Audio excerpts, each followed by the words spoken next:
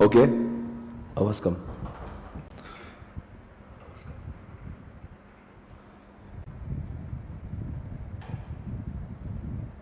Okay guys, very good morning everyone. Hey guys, very good morning. कैसे हैं आप लोग? सो दोस्तों, आज शुरुआत करेंगे फॉर ग्रुप 2, और ग्रुप 2 की शुरुआत करने जा रहे हैं हम लोग। सब्जेक्ट है जिसका नाम है EISSM, right? This subject is also there in the examination for 100 marks, जहां पे EIS का वेटेज होगा 50 मार्क्स और SM का भी वेटेज होगा 50 मार्क्स का। शुरुआत करेंगे EIS से, उसके खत्म होने के पश्चात हम लोग शुरुआत करेंगे SM के साथ में। EIS का subject is little lengthy SM के कंपैरिजन में। SM को उतना वक्त नहीं लगता जितना कि EIS को लगता है। चलो, उम्मीद है आपको मेरी आवाज आ रही है, सब कुछ सबको दिखाई दे रहा है। आज के जो क्लास के नोट्स है वहां पे आपको I think it is there, वहां पे पिन किया हुआ है आज के नोट्स। अगर आपको इस चैप्टर के नोट्स अगर डाउनलोड करना है, इट इज गिवन यूट्यूब के कमेंट बॉक्स में, आपको वो लिंक दिया गया है, आप उसको क्लिक करके वो डाउनलोड कर सकते हो, right guys? So today we have to start with EISSM। दोस्तों, बहुत मजा आने वाला है, वेरी वेरी इंटरेस्टिंग। और आप सभी का स्वागत है ग्रुप 2 के इस CA इंटरमीडिएट कोर्स में, जहां पे हम लोग पढ़ने वाले हैं 4 सब्जेक्ट, EISSM, ऑडिट, देन हम लोग पढ़ेंगे अकाउंट्स, और उसके बाद में होगी हमारी क्लास FM इको की। EISSM will start always in the morning 9:30 से लेके 11:30 हमारा EISSM होगा। देन उसके बाद में 11:30 से 1:30 there is audit, then 2 to 4:15 there is again accounts, and then 4:30 to 6:30 FM eco। तो यानी कि पहला लेक्चर मेरा होगा और आखिरी लेक्चर भी मेरा ही होगा, जहां पे हम लोग बहुत ज्यादा माहौल करेंगे। बहुत ही ज्यादा इंटरेस्टिंग सब्जेक्ट है, और मुझे ये बताते हुए कोई डाउट नहीं है कि ग्रुप 2 के subjects are more interesting than the group 1। आपको बहुत अलग लेवल पे पढ़ने मिलेगा, बहुत ही ज्यादा प्रैक्टिकल अप्रोच होता है। ग्रुप 2 के सब्जेक्ट्स भी बहुत इंटरेस्टिंग है, उसमें और प्रैक्टिकल पढ़ाया जाता है। तो this is going to be awesome, आप सभी को बहुत मजे आने वाली है। और अब मैं ज्यादा और क्या बताऊं, क्योंकि आप खुद ही इसको एक्सपीरियंस करने वाले हो, राइट? ये लेक्चर्स डेली होंगे। ऑफ कोर्स संडे के दिन हो सकता है लेक्चर्स ना हो, डेली बेसिस पे ये लेक्चर्स होंगे। आने वाले कुछ लेक्चर, 5 से 6 लेक्चर हम लोग यूट्यूब पर चलाएंगे। आप लगातार हमें यूट्यूब पर रोज से कनेक्ट कर सकते हो। All the lectures will happen on YouTube itself. सारे के सारे जो 4 लेक्चर्स है, चाहे वो FM को हो, अकाउंट्स हो, ऑडिट हो, EISM हो, everything will be on our own channel. इस चैनल के द्वारा हम आपसे जुड़े रहेंगे। उसके बाद में वंस यू गेट रजिस्टर, उसके अंदर you will be getting 1 ID password through which you will be able to access all the lectures. या अब लाइव स्ट्रीमिंग बैच की अच्छी बात अभी यह है कि आप हमें लाइव डाउट भी पूछ सकते हो, पर आप जब मैं पढ़ा रहा हूं तब डाउट ना पूछे, ताकि जब मैं आपको बोलूंगा आपको कोई डाउट है तो जरूर उस समय पे आपको पूछना, मैं आपके सारे डाउट सॉल्व करूंगा, और कोशिश ये करूंगा कि आपको कोई डाउट आए ही ना। ओके दोस्तों, तो आओ बताओ बच्चों, आज आपको क्या लगता है हम लोग क्या पढ़ने वाले हैं? मेरा सवाल है आपसे, इस सब्जेक्ट का नाम EIS है, इस सब्जेक्ट का नाम है EIS। तो आप बताओ ये किसके बारे में है? आप बताओ कि किसके बारे में है ये सब्जेक्ट? इसके ये क्या, जैसे अकाउंट्स में हम लोग अकाउंट्स पढ़ते हैं, टैक्स में हम लोग टैक्स पढ़ते हैं, तो EIS में हम लोग क्या पढ़ते होंगे? अगर मैं आपसे पूछूं, अकाउंट्स में हम लोग अकाउंट्स पढ़ते हैं, टैक्स में टैक्स पढ़ते हैं, लॉ में लॉ पढ़ते हैं, तो EIS में हम लोग पढ़ते क्या होंगे? क्या है इस सब्जेक्ट में? Are we going to talk about again accounts? Are we going to talk about tax again? हम लोग पढ़ेंगे क्या ये सब्जेक्ट? जरा मैं कमेंट बॉक्स में आप सभी के रिप्लाई देखना चाहूंगा, क्या बोलेंगे देखते हैं। कुछ लोग कह रहे सर ये टेक्नोलॉजी के बारे में है, कुछ लोग कह रहे ये ई-कॉमर्स के बारे में है, कुछ लोग कह रहे हैं कि ये IT के बारे में है। ओके, काफी लोग जवाब दे रहे हैं। कुछ तो है सर जो टेक्नोलॉजी से संबंधित, कुछ तो है जो संबंधित है टेक्नोलॉजी से। ओके, आईटी के विषय के बारे में। बिल्कुल सही है, आप सभी के जवाब जो है बिल्कुल सही है। यहां पे हम लोग पढ़ने वाले हैं इंफॉर्मेशन टेक्नोलॉजी के बारे में। हम लोग यहां पे बहुत सारे सॉफ्टवेयर्स, बहुत सारे टेक्नोलॉजी, बहुत सारे सिस्टम्स के बारे में पढ़ने वाले हैं। हम लोग बहुत सारे ऐसे सिस्टम्स, बहुत सारे सॉफ्टवेयर, बहुत सारे मशीन्स, बहुत सारे एप्लीकेशंस के बारे में हम लोग पढ़ने वाले हैं। फिर सवाल ये उठ रहा है कि अगर मुझे इतना ही शौक होता कि मैं टेक्नोलॉजी के बारे में जानना चाहता, अगर मुझे बहुत ही मस्ती होती कंप्यूटर के बारे में जानने के लिए, तो मैं इंजीनियरिंग का कोर्स कर लेता। मुझे कंप्यूटर पसंद नहीं थे, मुझे आईटी इतना पसंद नहीं था, इसलिए मैं सीए के कोर्स में आया। और सर कमाल है, आज सीए में भी वही पढ़ा रहे हो जो मुझे पढ़ना नहीं था। आखिर क्यों?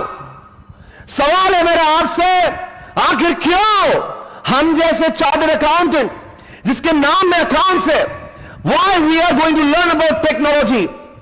दोस्तों, कभी भी जिंदगी में व्हाट जानने से पहले व्हाई का आंसर मिलना बेहद जरूरी है।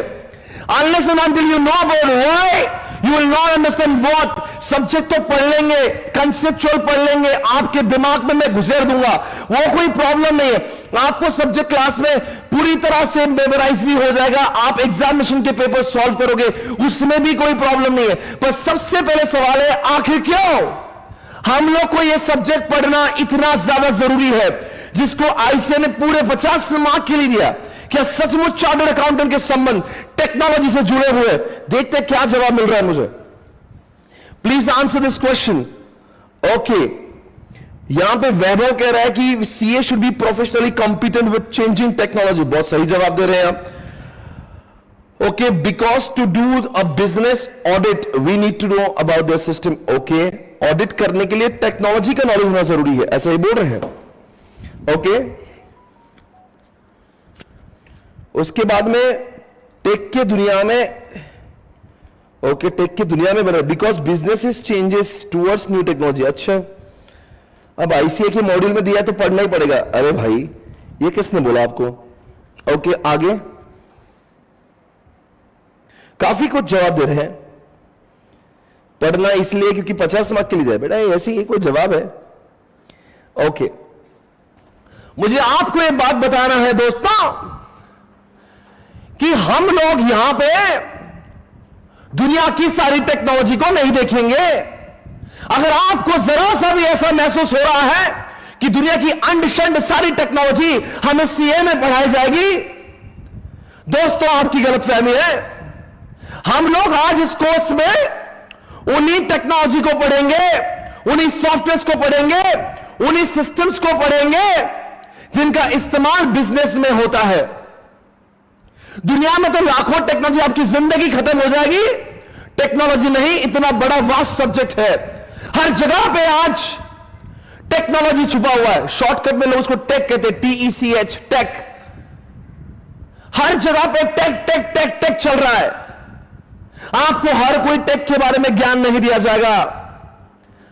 दोस्तों, आपको बेहद जानना जरूरी है, ना कि सिर्फ 50 मार्क के लिए, आपकी जिंदगी का गुजारा करने के लिए, आपके प्रोफेशन में सक्सेसफुल और कामयाब होने के लिए, अकाउंटिंग करने के लिए, टैक्सेशन का काम करने के लिए, ऑडिट जैसे सब्जेक्ट को समझने के लिए आपको टेक्नोलॉजी का सहारा होना जरूरी है। भाई और बहनों, आपको एक बात मालूम होना जरूरी है, आजकल जिन बिजनेस का हम ऑडिट करने जाते हैं ना, वो ऑडिट हो ही नहीं सकता।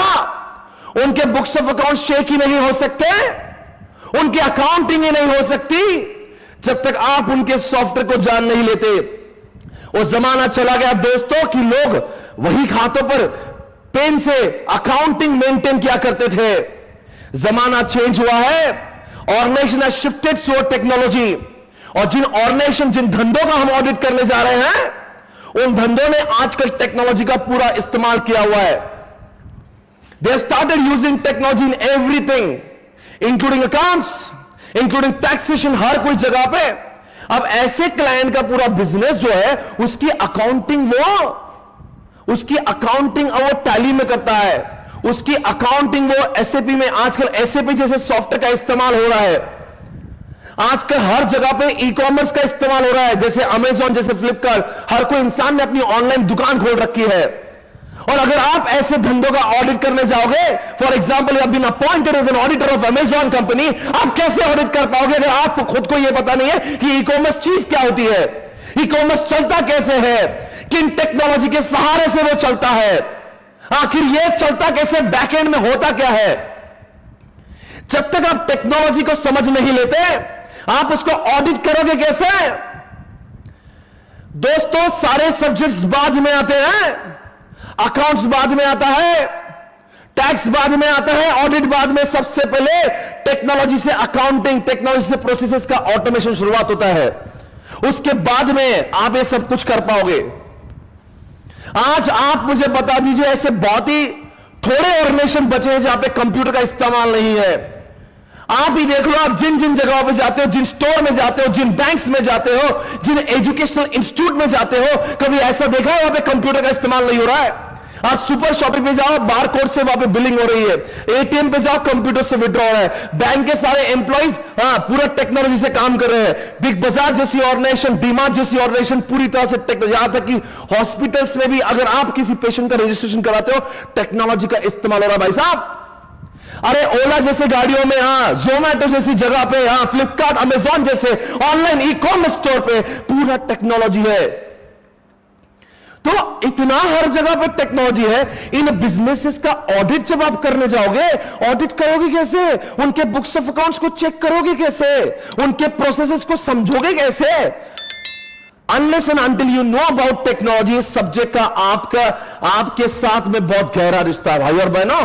अभी तो इंडिया ने कंप्यूटर का इस्तेमाल करना शुरू किया है, अभी तो और बहुत ज्यादा क्या बोलते हैं लेटेस्ट टेक्नोलॉजी का इस्तेमाल इंडिया में होना बाकी है। जितना बिजनेस वाले लोग टेक्नोलॉजी का इस्तेमाल अपने बिजनेस में करके, उतना हर चार्टर्ड अकाउंटेंट, हर ऑडिटर को टेक्नोलॉजी का नॉलेज होना बहुत ज्यादा जरूरी है। वरना you will not be, suppose आपको लगो sir this is an ERP system, take the ID password, जाओ ऑडिट करो। Sir I will not be able, please give me the report, this is an ID password, you are an auditor, go and start doing audit, you will not be able to perform the audit function. अगर आपको उसको पता ही नहीं ERP में report निकलते कैसे, accounting हुआ कैसे, चेक करे कैसे, अकाउंट्स को तो तब चेक करोगे ना जब अकाउंट समझ में आ रहा है कि रिकॉर्ड हुआ कैसे है। अकाउंटिंग के रिपोर्ट्स ही नहीं मालूम, how can you understand whether it is true और फेयर, ट्रू एंड फेयर। इसीलिए दोस्तों आप सभी को यह बात मालूम होना जरूरी है। Everybody come on, everyone, are you there guys, come on. Okay, I hope सभी लोग मेरे साथ में हैं और सब लोग पढ़ रहे हैं अच्छे से।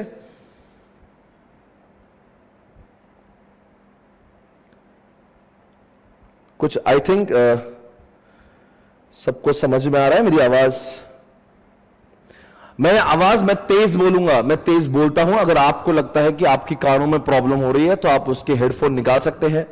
आपको लगता है आपको कुछ और दर्द है तो आप जरूर आवाज कम कर सकते हैं। अगर आप बोलेंगे सर मैं धीरे से पढ़ाऊं, यह मुमकिन नहीं है, ओके, तो please adjust, please cooperate, please tolerate. आप बार बार ये मत लिखो मेरे हेडफोन में ये हो रहा है, वो हो रहा है, वो आपको अपने हिसाब से एडजस्ट करना है। माफी चाहता हूं अगर आपको दर्द हो रहा है, पर आप बीच बीच में ऐसे कमेंट ना करो। हम पढ़ाई के बारे में बात करेंगे। आपको दर्द हो रहा है ना, तो हेडफोन की आवाज कम कर दो, ठीक है, हेडफोन निकाल दो बाजू में, ओके। चलो ध्यान लगाओ, पढ़ने में ध्यान लगाओ।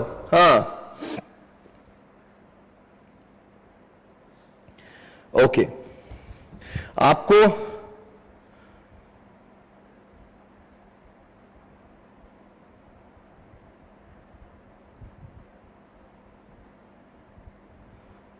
Okay, let's start. चलो ठीक है, आप सबने अपनी आवाज को एडजस्ट कर लेना है।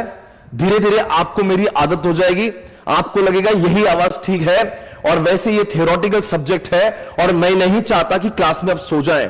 आज तक का मेरा रिकॉर्ड है, आप मेरी क्लास में कोई सो नहीं सकता। आप जानते वजह क्या है? पहले 5 मिनट में आप समझ चुके हैं कि वजह क्या है। सोने का अवसर ही नहीं मिल सकता, सोएंगे तो आपको दर्द होगा, उससे इंसान बोलेगा मैं होश में पढ़ लूं, वैसे भी सोने देगा नहीं। इसीलिए दोस्तों आप क्या करें, अच्छे से पढ़े, यही आपके लिए बहुत अच्छी बात है। दोस्तों आज विषय निकला है, अगर मैं आपको अमेजॉन जैसे कंपनी का ऑडिट करने भेजता हूं।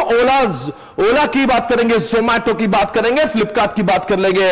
आप ऑडिट तभी, अरे डीमार्ट का ऑडिट करने की बात कर रहे हैं, आप ऑडिट तभी कर पाओगे जब आप इस विषय को समझोगे। ये विषय आपको समझाएगा कि कौन से सॉफ्टवेयर का इस्तेमाल आजकल ऑर्गेनाइजेशन कर रही है, अकाउंटिंग करने के लिए, ऑटोमेशन करने के लिए, ई कॉमर्स करने के लिए। आप जितना इस सब्जेक्ट को समझोगे, उनके सिस्टम्स को समझ जाओगे, फिर आपको अकाउंट का नॉलेज का इस्तेमाल करके, आपके टैक्सेस के सब्जेक्ट का नॉलेज का इस्तेमाल करके, आपके ऑडिट के विषय का नॉलेज का इस्तेमाल करके आप उस ऑर्गेनाइजेशन के ऑडिट कर पाओगे, उनका टैक्सेशन का टैक्स ऑडिट कर पाओगे। तो देखो ये है भाई।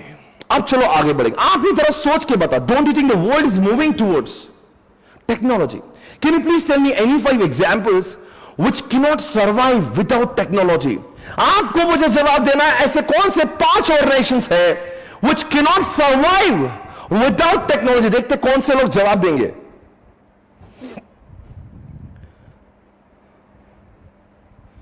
कौन से लोग जवाब दे सकते दोस्तों? आपको जवाब देना है, ऐसे कौन से 5 कंपनीज है जिनका अस्तित्व ही नहीं होगा अगर टेक्नोलॉजी बंद हो जाए, कंप्यूटर सॉफ्टवेयर बंद हो जाए। यहां पे कुछ लोगों ने बैंकिंग लिखा है, कुछ लोगों ने एजुकेशन, यहां तक कि इस क्लास में मैं जो आप तक पहुंच पा रहा हूं ना दोस्तों, ये इसी सब्जेक्ट की मेहरबानी है। Do not underestimate the power of this subject. आज आप मुझे दूर से भारत के कोपचे से आप मुझे देख पा रहे, it's only because the technology, otherwise you would not have been able to watch me that too real time. कोई लोग एजुकेशन कह रहे हैं, कोई बैंकिंग कह रहे हैं, IT sector, come on, IT companies, Infosys होता ही नहीं, टीसीएस होता ही नहीं, विप्रो कंपनी होता ही नहीं। बिल्कुल सही जवाब दे रहे, बिल्कुल सही जवाब आया, ई कॉमर्स, यानी कि कोई अमेजॉन, फ्लिपकार्ट जैसी ऑर्गेनाइजेशन होती ही नहीं अगर ये टेक्नोलॉजी नहीं होता। ओके, देखते, ओ माय गॉड, बिल्कुल सही कह रहा, पूरा social media, Google, Facebook, Instagram जैसी कंपनियां ही नहीं बनती अगर दुनिया में दोस्तों टेक्नोलॉजी का इस्तेमाल नहीं होता। बिल्कुल सही कह रहे, क्या जवाब दे रहे आप लोग, बहुत बढ़िया। और आजकल सबसे ज्यादा इस्तेमाल जो हुआ है आईटी का, वो है मेडिकल क्षेत्र, यानी कि हॉस्पिटल्स में।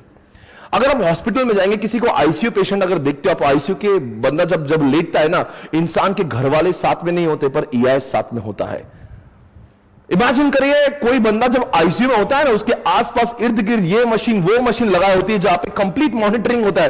Who is monitoring you? Doctors are not monitoring you, doctors तो बाजू में बैठता है, वो सिस्टम वहां पे आपके बॉडी का बीपी, एवरीथिंग जो मेजरमेंट्स होते हैं, it is getting monitor through technology. कभी ओटी में, यानी कि ऑपरेशन थिएटर में जब जाओगे तो विल फाइंड कितना टेक्नोलॉजी का इस्तेमाल किया जा रहा है। And this is how the operations and the patient in the ICU is getting monitored properly. तो बहुत ज्यादा इस्तेमाल है। आपको देखो भाई, आपको कंप्यूटर अच्छा लग रहा नहीं लग रहा ना, ये आपका विषय है, आपका प्रॉब्लम है। समाज में ऐसे 20% लोग पाए जाते हैं जिनको कंप्यूटर पसंद नहीं, ये स्टैटिस्टिक्स बोलता है। ये उन लोग का निजी मामला है, ये उनका पर्सनल प्रॉब्लम है कि उनको कंप्यूटर पसंद नहीं है। यहां पे आईसीआई ने ठान लिया ये सब्जेक्ट बहुत जोरों का है बस। और मैं आपको कह रहा दावे के साथ में, this will be one of the favourite subject of yours. क्यों? बिकॉज इसकी टेक्नोलॉजी आप कनेक्ट कर पाओगे। हाँ यार, ये टेक्नोलॉजी यहां पे मैंने देखी है, यहां पे इस्तेमाल हो रही है। बहुत मजा आता है जब आप चीजें डीमार्ट में आप जाते हो, देखते हो और वो किताबों में यू कैन कोरिलेट, आप इसको कोरिलेट कर पाओगे, आप इसको कोरिलेट कर सकते हो। ऐसा नहीं कि हम लोग कुछ भी अनशन दुनिया की कोई भी टेक्नोलॉजी में आपको पढ़ा, मैं दुनिया की कोई भी टेक्नोलॉजी आपको नहीं पढ़ा रहा, मैं उन्हीं टेक्नोलॉजी की बात कर रहा जिसका संबंध आपके साथ होगा। तो दोस्तों आओ शुरुआत करें इस पूरे सिलेबस के साथ में। ओके, आपके सिलेबस में कितने चैप्टर्स है? 5 चैप्टर्स है। वेटेज कितना है? 50 मार्क का। हर चैप्टर कितने मार्क का? 10 से 12 मार्क्स के लिए हर चैप्टर आता है। 10 से, ये प्रमुख 5 ही चैप्टर है जिसको एग्जामिनेशन में 8 से 12 लिखा है, पर लगभग आप मान लो ऑन एन एवरेज 10 मार्क के लिए चैप्टर आता है। पर वो क्या होता है ना, ऑप्शन के साथ में हर चैप्टर जब 12 मार्क का आता है वो 60 मार्क का क्वेश्चन बन जाता है, और 60 में से आपको 50 सॉल्व करना होते हैं। आपको एग्जामिनेशन में 5 चैप्टर्स 60 यानी कि 60 मार्क्स की पूछ लेंगे। सिर्फ 60 का आंसर लिखना है? नो, आपको सिर्फ 50 का लिखना है। 60 में से सिर्फ आपको 50 ही लिखना है। 10 मार्क के क्वेश्चन आपको ऑप्शन में दिए जाएंगे। सर क्या एमसीक्यू भी है इसमें? ऑसम बेटा, आप सभी के लिए बहुत अच्छी खबर है। पिछले 2 अटेम्प्ट से आप सभी को मैं शुभकामनाएं देना चाहता हूं कि आप ऐसे समय पे EIS-SM के सब्जेक्ट में आए जब MCQ आया हुआ है। 2 अटेम्प्ट पहले MCQ नहीं था, and it was really very difficult for the students to score really very high in EIS because सब तेरी लिखना, इतने मार्क्स नहीं मिल पा रहे थे। इसमें अब स्कोप है 100 में से 30 मार्क MCQ का है, और अगर आप इस ढंग से इस सब्जेक्ट को पढ़ लेना तो 30 में से 30 नंबर हम लोग हासिल कर सकते हैं। You can score 30 out of 30। MCQ में मार्क्स कटिंग नहीं होते, MCQ का आंसर सही है, इसका मतलब आपको मार्क्स मिलने वाले। आजकल केस स्टडीज भी दी जा रही है। आजकल ICAR ने लेटेस्ट एक चीज इंट्रोड्यूस की कि थोड़ा 2-2, 3-3 मार्क का केस स्टडी छोटा बना के आपको पूछा जा रहा है। MCQ के अलावा कुछ MCQs आते हैं, कुछ थोड़ा वैसा मिक्सिंग भी कर रहे हैं आपका प्रैक्टिकल एप्लीकेशन देखने के लिए। इसलिए सब्जेक्ट को बहुत प्रैक्टिकल और बहुत ही नॉलेज ओरिएंटेड पढ़ना जरूरी है। पर वो 30 में से अगर मान लीजिए आपकी गलत हो जाती है तो 25 मार्क का भी अगर आप स्कोर कर लेते हो ना, तो सोचो बचे 70 में से आपको अगर 50% भी स्कोर होता है ना, 50, देखो हमें एग्जाम्शन का सोचना है। अगर आप इस क्लास में बैठे बैठे 30 और 40 मार्क की प्लानिंग कर रहे, साहब 40-45 की प्लानिंग कर रहे हैं, तो आपको एक क्लास लगाने की आवश्यकता नहीं, आप घर बैठ के आराम से पढ़िए, 40-42 मार्क तो आपको आ ही जाएंगे। दोस्तों, इस क्लास में 40 के लिए नहीं बैठे आपको बैठना है। आपने इस क्लास को रोज आना है। 70-75 डेज का क्लास होगा, 2 घंटे रोज बैठना है। इतना अगर आपने निश्चय कर लिया है, निर्धार कर लिया है, तो उम्मीदें, सपने भी बड़े होना चाहिए कि मैं क्लास में इतने दिन आऊंगा तो my expectation is to score really very high, not lesser than 60. Obviously I'm expecting 70-75, but गिरी से गिरी हालत में 60 से कम नहीं आना चाहिए। यह मेरा निर्धार है, मेरा निश्चय होना चाहिए। आपको पाना क्या है? क्लास में आना। क्या करने के लिए? क्योंकि सर मान लो अगर मुझे 50 आ भी जाते तो आपका क्या प्रॉब्लम है? दोस्तों प्रॉब्लम है कि किसी इंटरमीडिएट ग्रुप 2 में लोग फेल क्यों होते हैं मालूम क्या? इंडिविजुअल सब्जेक्ट के पासिंग और फेल से नहीं होते। लोग फेल होते हैं 200 का स्कोर नहीं करने की वजह से। ये ग्रुप 2 की सबसे बड़ी प्रॉब्लम है, they are not able to score 200 marks, and that's why you have to be very clear. आपके पास में कुछ सब्जेक्ट ऐसे होना चाहिए जहां पे you are scoring high numbers. हर सब्जेक्ट में 40-45 लाओगे कुछ नहीं होगा, जिंदगी भर यही रह जाएंगे हम लोग। I have seen number of people they got failed in the examination because they score 190, 198, 192, 185। अरे व्हाट इज दिस यार, मैं पूरा पढ़ रहा हूं, सारे सब्जेक्ट में पास हुआ, फिर भी मैं फेल हूं। इसीलिए 4 सब्जेक्ट में से 2 सब्जेक्ट आपको ऐसे चुनना होंगे जहां पे you feel that you are very confident to score 60+। और मुझे लगता है कहीं ना कहीं ये जो सब्जेक्ट ऐसा दोस्तों जहां पे जो हम पढ़ेंगे एग्जामिनेशन में उसके बाहर कुछ नहीं आएगा। सर क्या बात करो? देखो बच्चों, जब कोई प्रैक्टिकल सब्जेक्ट होता है ना, आईसी के पास में गेम करने के लिए बहुत सारा स्कोप होता है। वो क्वेश्चन में ट्विस्ट करते हैं, इधर से अमाउंट उधर, कुछ एडजस्टमेंट ऐसी बना देते हैं, आपको गुमराह करते हैं। EIS-SM में गुमराह नहीं कर सकते। हम जो किताब में पढ़ रहे हैं उसके बाहर नहीं आएगा कुछ। जो हम पढ़ रहे हैं वही उसकी सीमा है। ICAR ने बाउंड्रीज डिफाइन कर दी है, प्रैक्टिकल सब्जेक्ट की बाउंड्रीज डिफाइन नहीं हो पाती। इसीलिए सब्जेक्ट में लगता है कि मार्क्स मिलने के जो चांसेस है, जो अवसर है, वो कुछ ज्यादा है। इसलिए आप सभी ने दोस्तों इस सब्जेक्ट को एग्जामिनेशन में एग्जामिनेशन पॉइंट ऑफ व्यू से पढ़ना चाहिए। देवा ने मुझे बोलने दीजिए, मुझे रोको मत। मैं बोलना चाहूंगा कि आपने सपने देखना है कि मुझे 60 लाना है, इसलिए क्लास में रेगुलर आना। सर और क्या करना पड़ेगा 60 लाने? रेगुलर क्लास में आना, बस। दूसरी बात, गलती से अगर कोई क्लास छूट जाए तो आपके लाइव स्ट्रीमिंग मोड पे उसको स्टोर किया जाता है।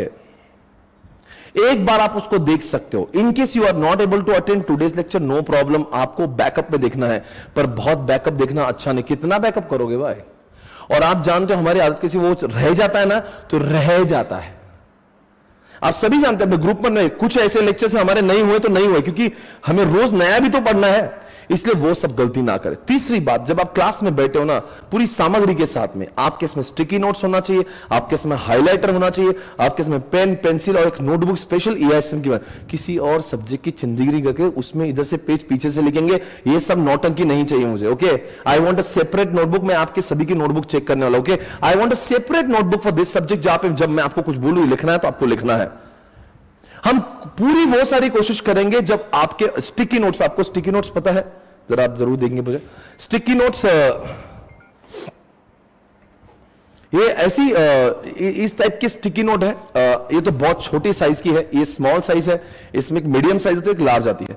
तो आपको स्मॉल मीडियम लार्ज तीनों खरीदना है। सर ऐसे क्या बातें करो, ये भी कोई बच्चे बता रहे हैं? यही तो बातें हैं जो मैं एग्जाम्पल देने वाला हूं, जो मैं कुछ प्रैक्टिकल बातें बताने वाला हूं, वो किताबों में नहीं होती है, वो मेरे जुबान पर होती है, जो आपको लिखना होती है। मैं आपको रियल लाइफ में क्या क्या चल रहा है वो जब बताऊंगा, you have to remember this, you have to keep it in your mind till the examination. अगर मैं बोल दूं आप ना लिखे, आपका दिमाग तो इतना सुपर पावर नहीं ना कि मेरी कही हुई बातें, और वो भी 4 सब्जेक्ट की बातें, वो भी 8 सब्जेक्ट की बातें आप अपने दिमाग में रख लोगे? Are you computer? You are human being जिसकी आदत है भूलने की। हमारा दिमाग 18-20 दिन तक स्टोर कर पाता है, बाद में धीरे धीरे भूलने लगता है। कोई प्रॉब्लम नहीं, हम क्लास में से जो नॉलेज है 2 जगह से ले जाए, एक ब्रेन में और एक चिट्ठियों पर। इनकेस हमारा दिमाग भूलने लगे, नो प्रॉब्लम, चिट्ठियों पर लिखा जाएगा। क्लास अटेंड करना सब कुछ नहीं होता भाई और बहनों, क्लास तो पूरी दुनिया अटेंड करती है। आजकल 90% से ज्यादा लोग क्लास करते हैं। 90% लोग विद्यार्थी पास नहीं होते। अगर ऐसे होता क्लास लगा कि ही पास हो तो फिर सब लोग पास हो जाना चाहिए। अंडरस्टैंड करो, आपको क्लास करते समय एक स्मार्टनेस भी आना चाहिए कि मैं कैसे पढ़ाई कर रहा हूं, क्लास में कैसा बैठा हूं, मैं कितना फोकस्ड हूं, मेरा मोबाइल पूरी तरह से ऑन है, मेरा व्हाट्सएप ऑन है, मेरा इंस्टाग्राम ऑन है, and I am still saying और आई एम अटेंडिंग क्लास। सी भाई, अपने आप को मजाक करना, अपने आप को फूल बनाना छोड़ दो। दुनिया में किसी के साथ में भी चीट करो, do not cheat yourself. This is about your career, this is about your life, this is about your family, it is not only about you. So आज का डे 1 है, मुझे बोलने दीजिएगा। डे 1 पे समझ लो भाई, ग्रुप 1 में अगर आपने कुछ पाप किया, फॉरगेट अबाउट इट, ग्रुप 2 में ठोक दूंगा। हो सकता है कहीं लोग सीए फाउंडेशन पास हुए तो और अचानक से ग्रुप 1 में आ गए, दे वर नॉट सीरियस, और जब वो सीरियस होने लगे, ग्रुप 1 खत्म होने का टाइम भी आ गया। आपके लिए, सभी के लिए एक अच्छी न्यूज है। अगर आप ग्रुप 1 अगर फेल हो जाते हो, ऐसा होना नहीं चाहिए, हो गए, और ग्रुप 2 भी सिर्फ पास हुए ना, आपकी आर्टिकलशिप चालू हो जाती, आपका वक्त वेस्ट नहीं होगा। आप सभी से गुजारिश है, ग्रुप 1 में अगर कुछ पाप किए, कुछ होमवर्क किए, सारी चीजों से सीखा आपने, रियलाइज किया, वो जो गलतियां ग्रुप 1 में करी है ना, होमवर्क नहीं किया, कभी घर पे आके पढ़ाई नहीं किया, क्लास में ध्यान नहीं दिया, वो सब भुला दो। आप ग्रुप 2 में कोई गलती नहीं करना, क्योंकि अगर ग्रुप 2 में भी अगर 200 का स्कोर हो जाता है, आपकी आर्टिकलशिप चालू होती है, और धीरे धीरे हम लोग ग्रुप 1 निकाल ही लेंगे। जो गया वो बीत गया, जो हाथ में उसके ऊपर फोकस करिए भाई और बहनों। जिंदगी में प्रैक्टिकल होना सीखे, इमोशनल नहीं। क्लास करना है ना, एक तो पढ़ाई करना नहीं, और करना है ना फिर छोड़ना नहीं। ये आधे अधूरे लोग होते हैं ना दुनिया में, आगे नहीं जाते, जिनको मस्ती भी करना है और जिसको पढ़ना भी है। ऐसे लोगों के लिए सी कोर्स बना नहीं साहब। अगर क्लास से बैठे ना, you have to be full you have to sit with full concentration, full dedication. जो भी काम करना है ना जिंदगी में 100% देना है, नहीं तो देने से कोई फायदा नहीं, उसका रिजल्ट आता नहीं बाहर। कई लोग टाइम पास करने के लिए सीए करते, थोड़ा सा मन मस्ती में लगता है, थोड़ा सा दोस्तों में लगता है, और थोड़ा लगता है पढ़ाई में। ऐसे लोग 170, 180, 190 लाते हैं और बार बार फेल होते हैं। I have seen people those who have failed for 10 attempts. अरे भाई, 10 अटेम्प्ट में लोग फेल हो जाते हैं, मजाक नहीं बोल रहा हूं मैं। आप उसको 10 अटेम्प्ट पे अटेम्प्ट लगते हैं। आपको ये सब करना है? अरे भाई, जिंदगी में और बहुत कुछ करना है, जिंदगी में बहुत कुछ और भी बाकी है। CA is not life, CA just part of life. आपकी जवानी की उम्र एंजॉय करना है कि नहीं करना है? कब कब करोगे एंजॉयमेंट? सारा जिंदगी सीए कर लोगे? इसलिए सीए के 6 महीने पढ़ाई करके छोड़ दो, बाद में जिंदगी में वो करो जो आपके लिए, जिसके लिए बने हो सकता है you made for something else. आप हो सकता है you are very good dancer, you are very good singer, you must be something else, you know you have got some more interesting things in your life. वो सब कब करेंगे भाई? कुछ लोग कहते हैं सीए मेरी निष्ठा है, आस्था है, पूरा श्रद्धा है। भाई सब है, तेरी पूजा है, तेरी श्रद्धा है, तेरी भक्ति है, पर खत्म कर, दूसरे और चीजें भी देखना है। इसलिए सीए करके उसको 6 महीने दिया ना, 6 महीने 100% क्लास अटेंडेंस खत्म, सीए इंटर खत्म, 3 साल मिलेंगे। आर्टिकल के साथ में 10 चीजें और कर सकते हो आप, पर पढ़ाई के साथ में नहीं। अपने आपके दिमाग को, ब्रेन को खोलिए दोस्तों। दुनिया कहां जा रही है, आप कहां जा रहे हो? आपकी उम्र, आप छोटे नहीं हो, 20-21 साल की आपकी उम्र है। कम ऑन गाइस, अंडरस्टैंड करो, हमें जिंदगी में और भी पाना है। डेडलाइन है 25 या 26 साल की, उसके बाद में आपकी शादी कर दी जाएंगे, फिर कुछ नहीं होगा। You have got only 3, 4, 5 years in hand. उसमें जो कुछ करना ना, जिंदगी जी लेना, सीए के साथ साथ में और बहुत कुछ कर लेना, पर उसके लिए क्लास में फोकस करना होगा। 4 सब्जेक्ट होंगे, फोकस करेंगे, पूरा दिलो जान से ठोक देंगे। 6 महीने आपके दिमाग में और कुछ नहीं आना चाहिए, बस एकदम 6 महीने। आपकी examination November, December, what ever it is. बहुत दिन से चैट नहीं देखा। ओके, चलो, बहुत अच्छी बात है, आप मेरी बातों को समझ रहे हैं। आगे बढ़ेंगे दोस्तों आज आपको ये समझना है कि आखिर ये 5 चैप्टर्स दिए क्यों हैं। हाँ, तो क्लास मैं आपको कह रहा था कि अपनी क्लास में क्या नहीं, आपने पूरे सामग्री के साथ बैठना है, क्लास में मोबाइल का और दूसरी चीजों के लिए इस्तेमाल नहीं करना है, रेगुलरली आना है। कुछ छूट जाता है तो आपको बैकअप जरूर करना है। और एक बात, मेरे क्लास में जब भी मैं टेस्ट अनाउंस करूं, पढ़ के टेस्ट देना है, फॉर्मेलिटी के लिए नहीं देना है। पूरे क्लास के दौरान ईआईएस की 3 टेस्ट होगी और एसएम की 2 होगी, बार बार टेस्ट लिए जाएगी। आपको जरूरी होगा टेस्ट देना। टेस्ट देने के पश्चात आपको यह भी बता दिया जाएगा आपने ऐसा लिखना चाहिए था, आपने लिखा ऐसे है, यह जानना बहुत जरूरी होता है। हर कोई व्यक्ति को यह लगता है मैं जैसा लिख रहा हूं ना वो दुनिया का बेस्ट तरीका। It is not the way. You should understand what is the standard and you should also understand what is actual. You should find out the variances, variance find करना है and you have to take corrective measures.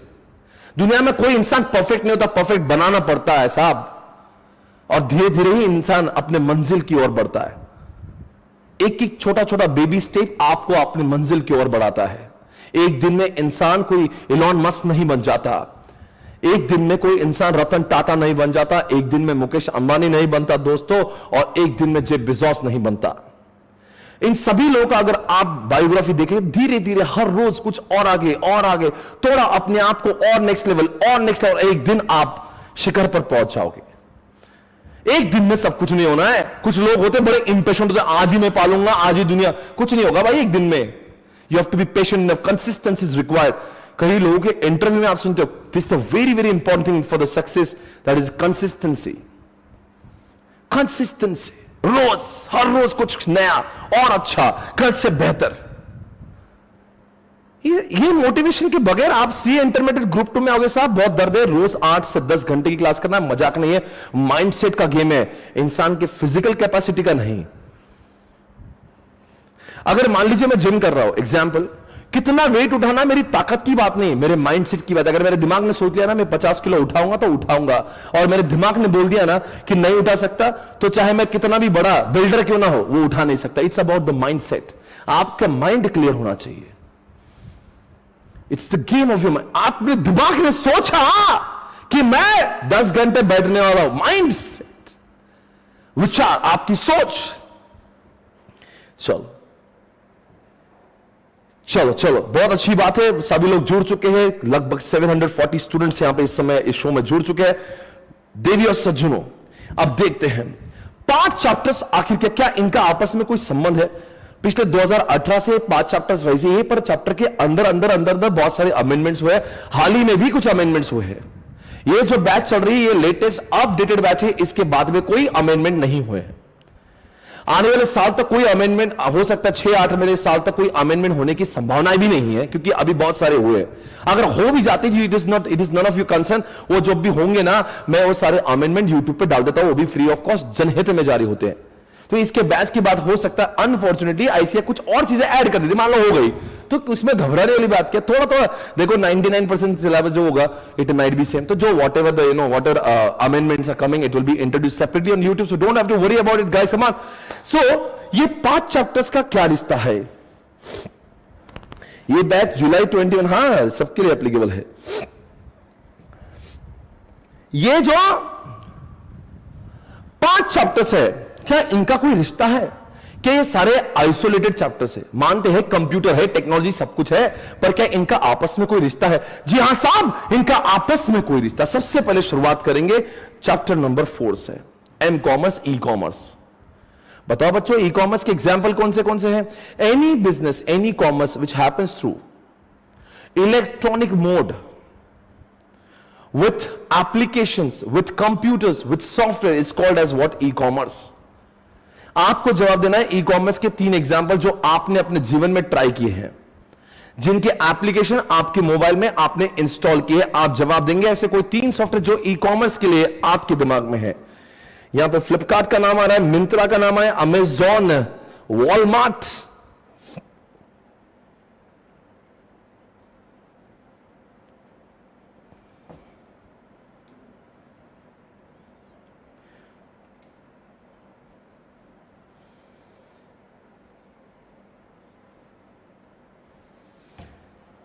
Okay, किसी ने Snapdeal कहा, किसी ने जोमैटो कहा, किसी ने जियो मार्ट का, बहुत अच्छा लगा सुन के जियो मार्ट का नाम मुझे।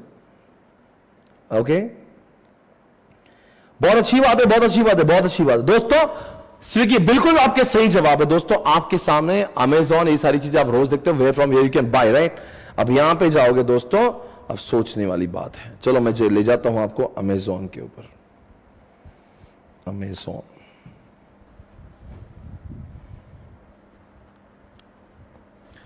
ये अमेजॉन है आपके सामने। क्या आप यहां से बाय कर सकते हो? जी हां। गुड्स कब मिलेंगे आपको? विद इन फ्यू डेज मिल जाते हैं। कैसे मिलते हैं? ऑनलाइन आपको यहां से बाय करना होता है, वो आपको डिलीवरी फिजिकल लाके देते हैं। इसको हम लोग ई कॉमर्स कह रहे हैं।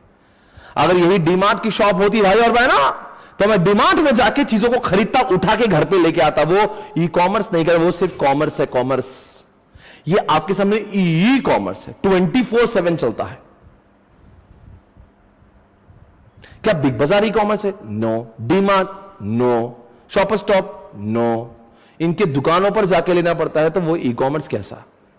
पर फ्लिपकार्ट, अमेजॉन ई कॉमर्स है। चलो ठीक है, तो ई कॉमर्स के दुनिया को हम लोग चैप्टर नंबर 4 में जानेंगे। ई कॉमर्स क्या होता है, चैप्टर 4 की शुरुआत करेंगे। E commerce, m commerce.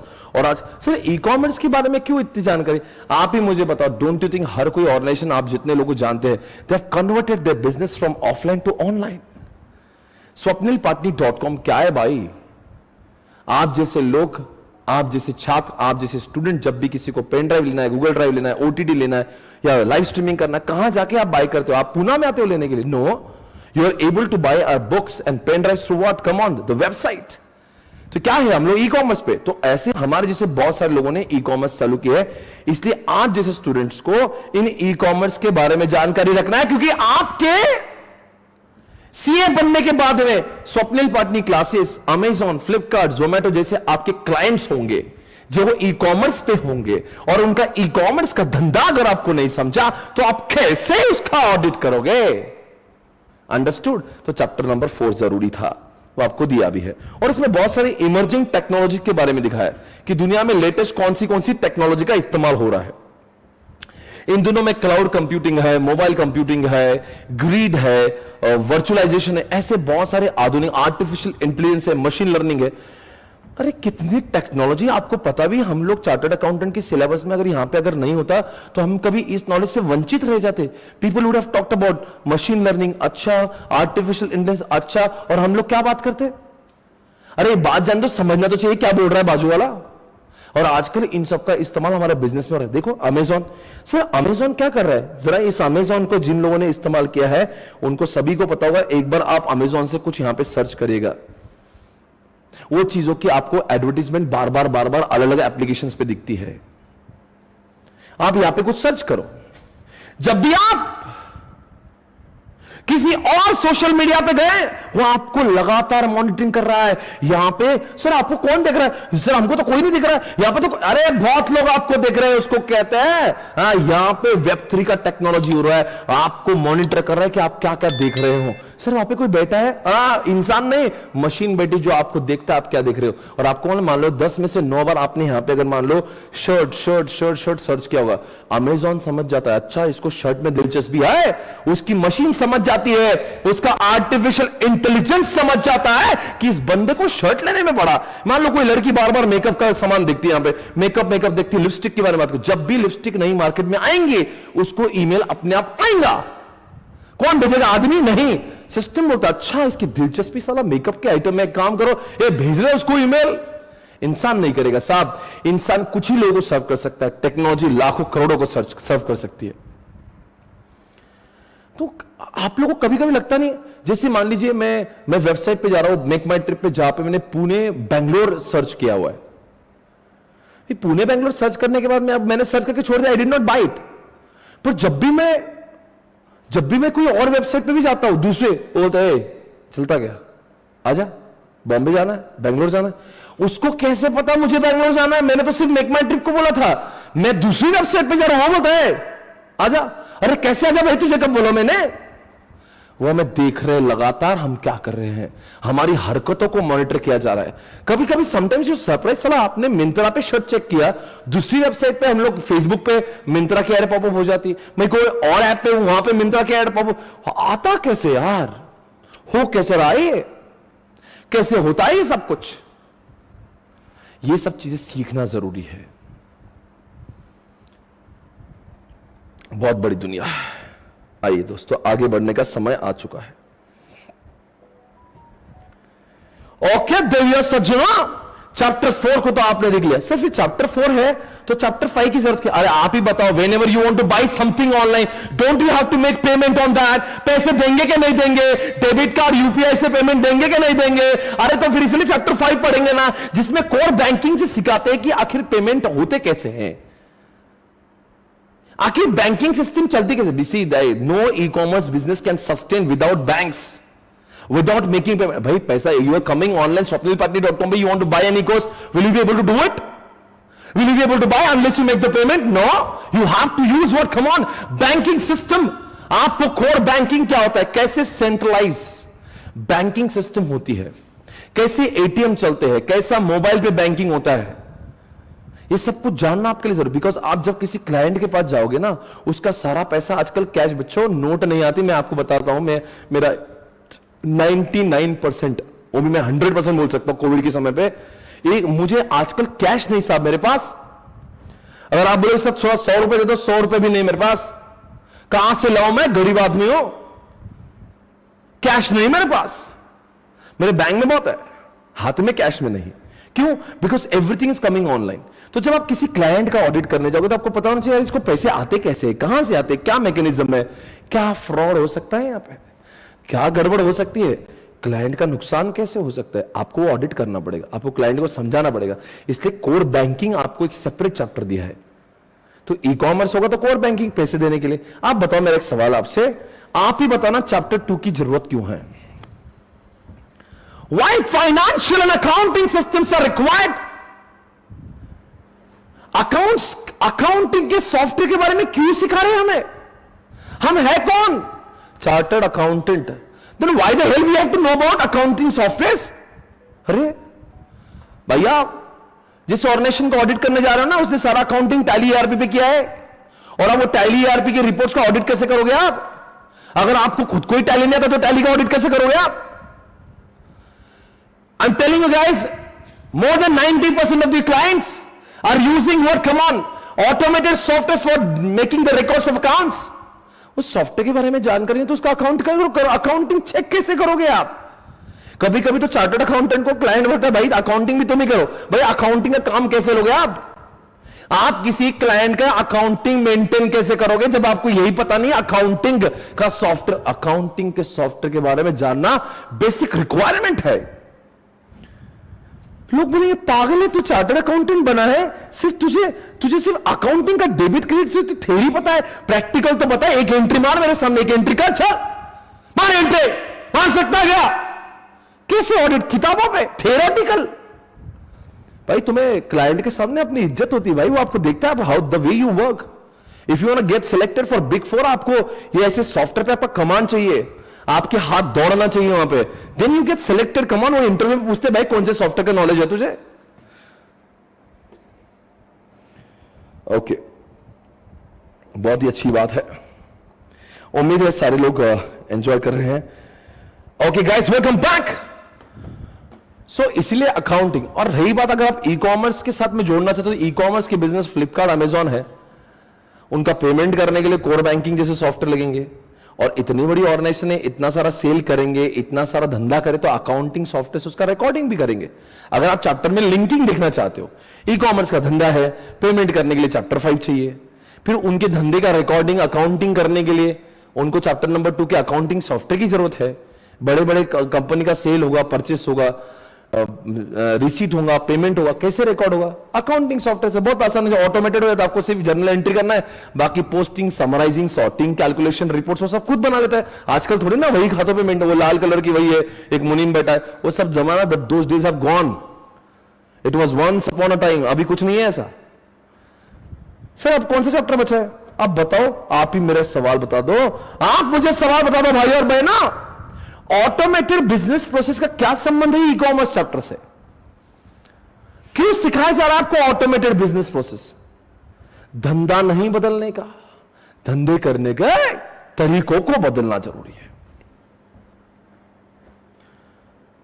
Don't change the business, change the way of doing business.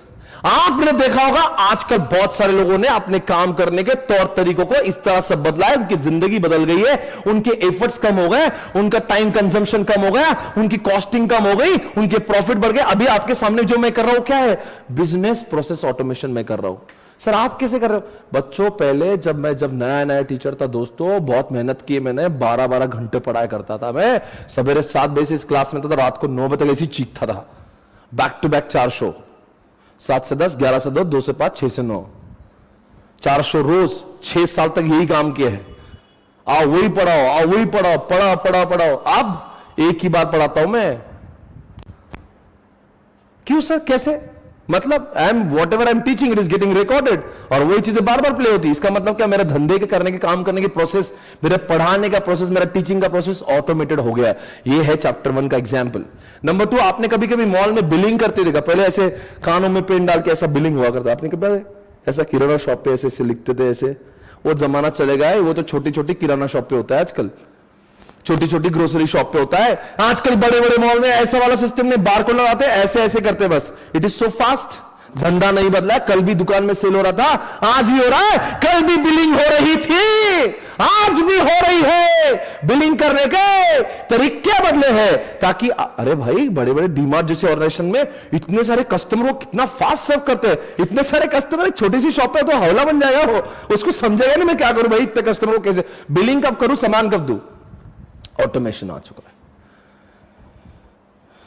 आजकल आपने एक फास्टैग सुना होगा, फास्टैग। आजकल फ्लाईओवर पे एक कॉन्सेप्ट आया, टोल प्लाजा। रे क्या यार, वेंकटेश ने वही एग्जांपल जो मैं बोल रहा था।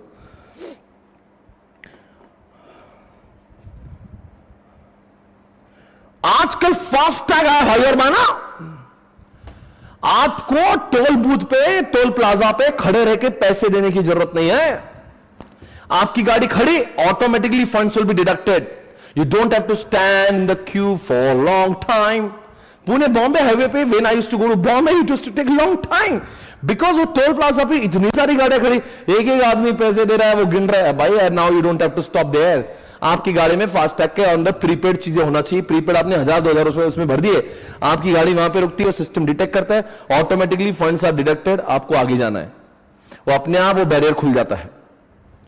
धंधे नहीं बदले साहब, धंधे करने के तरीकों को बदला है चैप्टर 1 ने। इसे चैप्टर 1 में आपको ऐसी बहुत सारी, जैसे आजकल बुक माई शो, मेक माई ट्रिप, अरे थिएटर में जाके कोई बुकिंग नहीं करता भाई। आज हम लोग अपने एप्लीकेशन से, रेलवे के हो, एरोप्लेन के हो, मूवी टिकट्स हो, क्या कर रहे हैं यार। पहले जमाने में we used to stand in the queue for long. Railway के टिकट्स निकालने के लिए घंटों तक लाइन लगती थी। आजकल, क्या सही बोल रहा ना भाई, आजकल एप्लीकेशन पे बुकिंग होती है। ऑटोमेशन, धंधा नहीं बदला, कल भी टिकट बिक रहता है, आज भी बिक रहे हैं। धंधे करने के तरीकों को बदला है, तो सारे तरीके बदल। सिर्फ ये चैप्टर क्यों दिया? अरे भाई कमान, आप जिन क्लाइंट का ऑडिट करने जाओगे, जिन क्लाइंट आपको, उनको बताओ कि आप देख तेरा धंधा तू ये कर, ऐसे ऑटोमेशन कर, तो कितना आगे जाएगा। और नॉट अबाउट दैट, क्लाइंट का तो धंधा आगे बढ़ाएंगे, हम अपने धंधे में भी ऑटोमेशन लाएंगे। हम जो ऑडिट करते समय अकाउंट, हमारी जो ऑडिट फर्म होगी, हमारा जो भी बिजनेस हम लोग करेंगे, या जो भी सीए फर्म हमारा होगा, उसमें भी हम लोग बहुत सारे सॉफ्टवेयर का इस्तेमाल करके अपने खुद के काम करने के तरीकों को एडवांस बना सकते हैं। आजकल जैसे इनकम टैक्स डिपार्टमेंट, आपको पता है पहले आरओसी फाइलिंग और इनकम टैक्स फाइलिंग कैसे हुआ करती थी? बोलो कैसे हुआ करती थी? अरे भाई आरओसी, जब मैं आरटीओ चेक कर रहा था ना, आरओसी ऑफिस में 4-4 घंटों की लाइन हुआ करती थी पहले। आजकल we don't have to go to ROC office, यहाँ पे MC21 की वेबसाइट पे आकर क्लिक करो, वो अपलोड हो जाता है। आपके टीडीएस रिटर्न, इनकम टैक्स की रिटर्न, जीएसटी, क्या है ये बिजनेस के प्रोसेस को ऑटोमेट किया है। इनके बारे में जानोगे या नहीं जानोगे? और यहां पे नहीं जानोगे, अकाउंट्स में पढ़ाएंगे आपको। ये कौन सा सब्जेक्ट पढ़ाएगा आपको? ये ऑनलाइन अपडेट हो रहा है, अपलोड हो रहा है। अरे भाई, you should be all updated with the latest technology. पहले जमाने में लोग कहते हैं मेहनत से खा रहा है, आप कह रहे मेहनत से नहीं दोस्तों, टेक्नोलॉजी का खा रहा है। अगर मैं आपके वर्ल्ड के टॉप 10 लोग दिखा दूं ना, वर्ल्ड के टॉप 10 रिचेस्ट पर्सन, तो आप मुझे बता देना उसमें से कितने लोग सिर्फ टेक्नोलॉजी की वजह से एक ही जनरेशन में कहां से कहां पहुंच गए। आप जैसे मेरे जैसे लोग पिछले कई पीढ़ियों से मेहनत कर रहे हैं, हमारा नाम वर्ल्ड में जाने दो, अपने मोहल्ले में भी नहीं है। हमारे रिचनेस का नाम पूरे मोहल्ले में नहीं। लोग कहां से, they are richest person in the world. How come, from where they get all such, from where they are getting so much. सिर्फ मेहनत करने से कुछ नहीं होगा भाई और बहनों। हमारे पुराने जमाने की जो कहावत थी, बेटा मेहनत कर बहुत आगे जाएगा, अब वो कहावत को अमेंड करना पड़ेगा। मेहनत कर और साथ में टेक्नोलॉजी को घुसेड़ दे, बहुत आगे जाएगा। समझ रहे हैं आप? It's not about technology, it's not about hard work only, it's about adding technology in your efforts. अब मैं पढ़ा रहा हूं, मैं आके चीख रहा हूं, यहाँ पे पूना में 1000 बच्चों को पढ़ा रहा हूं, रोज चीख रहा हूं, बोलो कि I am working so hard, oh my god. अरे what the hell, come on dude, यहाँ पे हजारों बच्चों को तो पढ़ाएंगे ही पढ़ाएंगे। यहां पे ऐसे ऑटोमेटेड लेक्चर करने से मेरे नंबर ऑफ आवर्स तो कम ही हुए, और मैं पहले से कहीं गुना ज्यादा स्टूडेंट्स को पढ़ा रहा हूं। पहले पूना के पढ़ा था, अब पूरे इंडिया के पढ़ा रहा हूं। समझ रहे हैं आप? धंधा नहीं बदला, कल भी मैं पढ़ा रहा था, आज भी मैं धंधे करने के तरीकों को मैंने बदला है। Chapter 1 is that. फिर सर आगे बात क्या है? लास्ट चैप्टर है। सर आप आज क्या पढ़ा रहे हो? आज मैं आपको पूरे सिलेबस का इंट्रो दे रहा हूं, क्योंकि आपको जब आज मैं इंट्रो दूंगा तो आपको समझेगा, अच्छा आने वाले 50 लेक्चर में मुझे क्या क्या पढ़ाएंगे सर? ये सब कुछ पढ़ाएंगे जो मैं कह रहा हूं। अच्छा ये सब कुछ पढ़ना है। कुछ 7-8 दिन हम लोग कोर बैंकिंग पढ़ेंगे, 7-8 दिन ई कॉमर्स पढ़ेंगे, 7-8 दिन फिर हम अकाउंटिंग के सॉफ्टवेयर पढ़ेंगे, 7-8 दिन हम लोग कैसे धंधों को ऑटोमेट करते वो सीखेंगे। कितना इंटरेस्टिंग है ना सब कुछ, और सब कुछ रियल लाइफ से। भाई मैंने अभी तक कोई भी एग्जाम्पल दिया, आप ही मुझे बताओ ऐसा कोई एग्जाम्पल था जो आपको पता नहीं था, आप वो यूज कर रहे थे पर आपको पता नहीं अच्छा उसका ऐसा मतलब होता है। टेक्नोलॉजी है, कैसे उसको क्यों उसको इन डेप्थ जाके पढ़ना होगा। भाई टैली का कोर्स नहीं कराएंगे मुन्ना, टैली का कोर्स क्यों कराएंगे? हवला है क्या? टैली का कोर्स कराएं, अब टैली पढ़ा दो, चलो एक काम करो, ये तू पढ़ ले, टैली में पढ़ा देता। अरे भाई टैली का कोर्स तुम बाहर कर लो, मैं आपको बताऊंगा टैली का महत्व तो कैसा है, टैली यूज कैसे करते हैं, टैली का एडवांटेज कैसे है, उसकी कोर प्रिंसिपल सिखाएंगे। अब टैली सिखा दोगे आपको? हाँ चलो कल से टैली, चलो लेके आओ लैपटॉप, कल से टैली सिखा दो बस।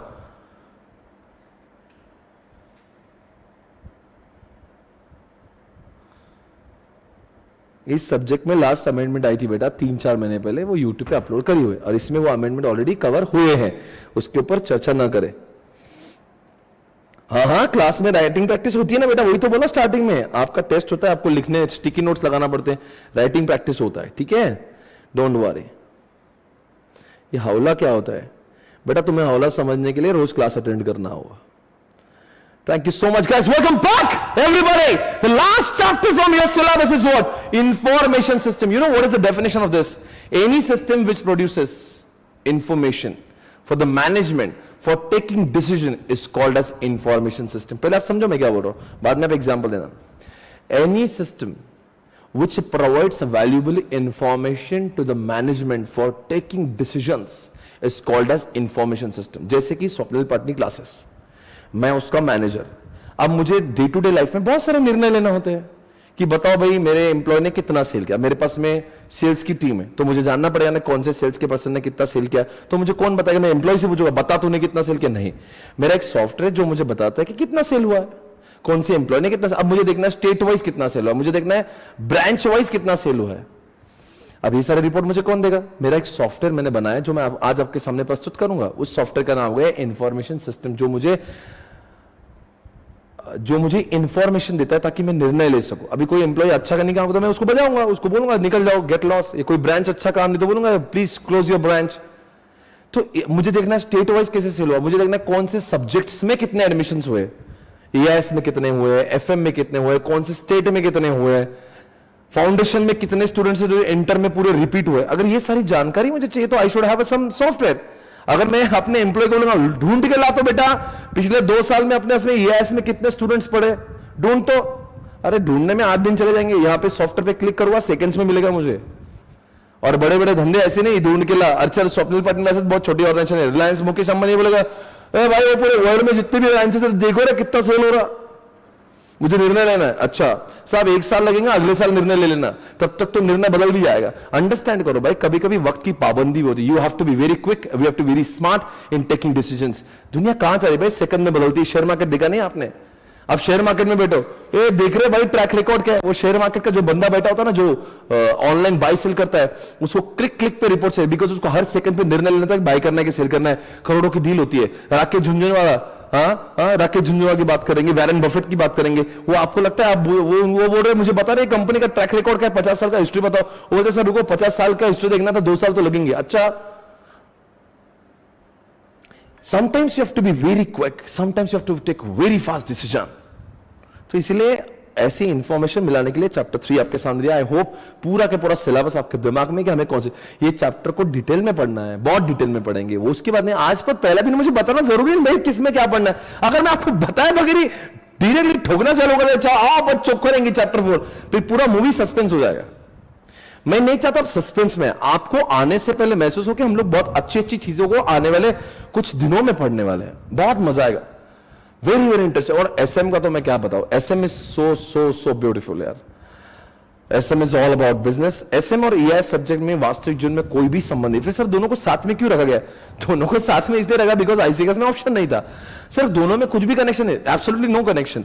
सर जैसे ईआईएस कंप्यूटर टेक्नोलॉजी के बारे में, एसएम किसके बारे में? स्ट्रैटेजिक मैनेजमेंट, यानी it is about business, how to do business smartly, how to perform better in business, business को कैसे किया जाता है, बिजनेस की स्ट्रैटेजीज कैसे बनाई जाती है, कैसे हम लोग कम समय में ज्यादा प्रॉफिट कमा सकते हैं। It is about strategy making. जैसे एग्जांपल मैं आपको एसएम और ईआईएस का देता हूं मेरे क्लासेस में। एसएम ने मुझे सिखाया कि स्वप्निल पटनी काम कर, तो अब फिजिकल क्लासेस छोड़ के पेन ड्राइव क्लासेस चालू कर दे और इंडिया में बहुत सारी ब्रांचेस खोल दे पूना के साथ साथ में। ये मुझे एसएम ने सिखाया, स्ट्रैटेजिक मैनेजमेंट ने। फिर सर ईआईएस ने आपको कैसे मदद करी? इतना बिजनेस जो मैंने फैलाया है ना इंडिया में, उनके जब भी एडमिशंस होते ना वो मेरे सॉफ्टवेयर पे होते, वो ईआईएस ने करवाया। आप जब पेन ड्राइव अपने लैपटॉप में घुसेड़ के चलाते हो ना, एसएम ने बोला पेन ड्राइव लॉन्च करो, पर पेन ड्राइव को चलाया किसने, चला कर दिया किसने? ईआईएस ने। एसएम ने कहा ई कॉमर्स का बिजनेस चालू कर दे बंदे। मैंने सोच लिया ठीक है बहुत अच्छी बात है ई कॉमर्स, पर ई कॉमर्स की वेबसाइट बनाई किसने? ई कॉमर्स का क्लाउड, ई कॉमर्स की टेक्नोलॉजी बनाई किसने? ईआईएस ने। सो इस तरह से मतलब अगर आप चाहते कोई कैसे दोनों का संबंध है तो इस तरह से संबंध है। Okay, so they are connected, right? Okay,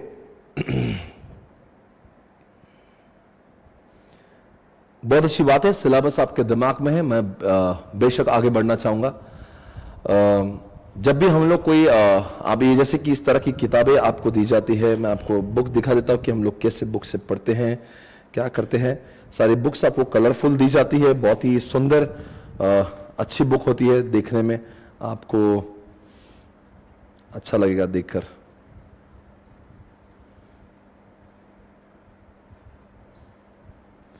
मैं कुछ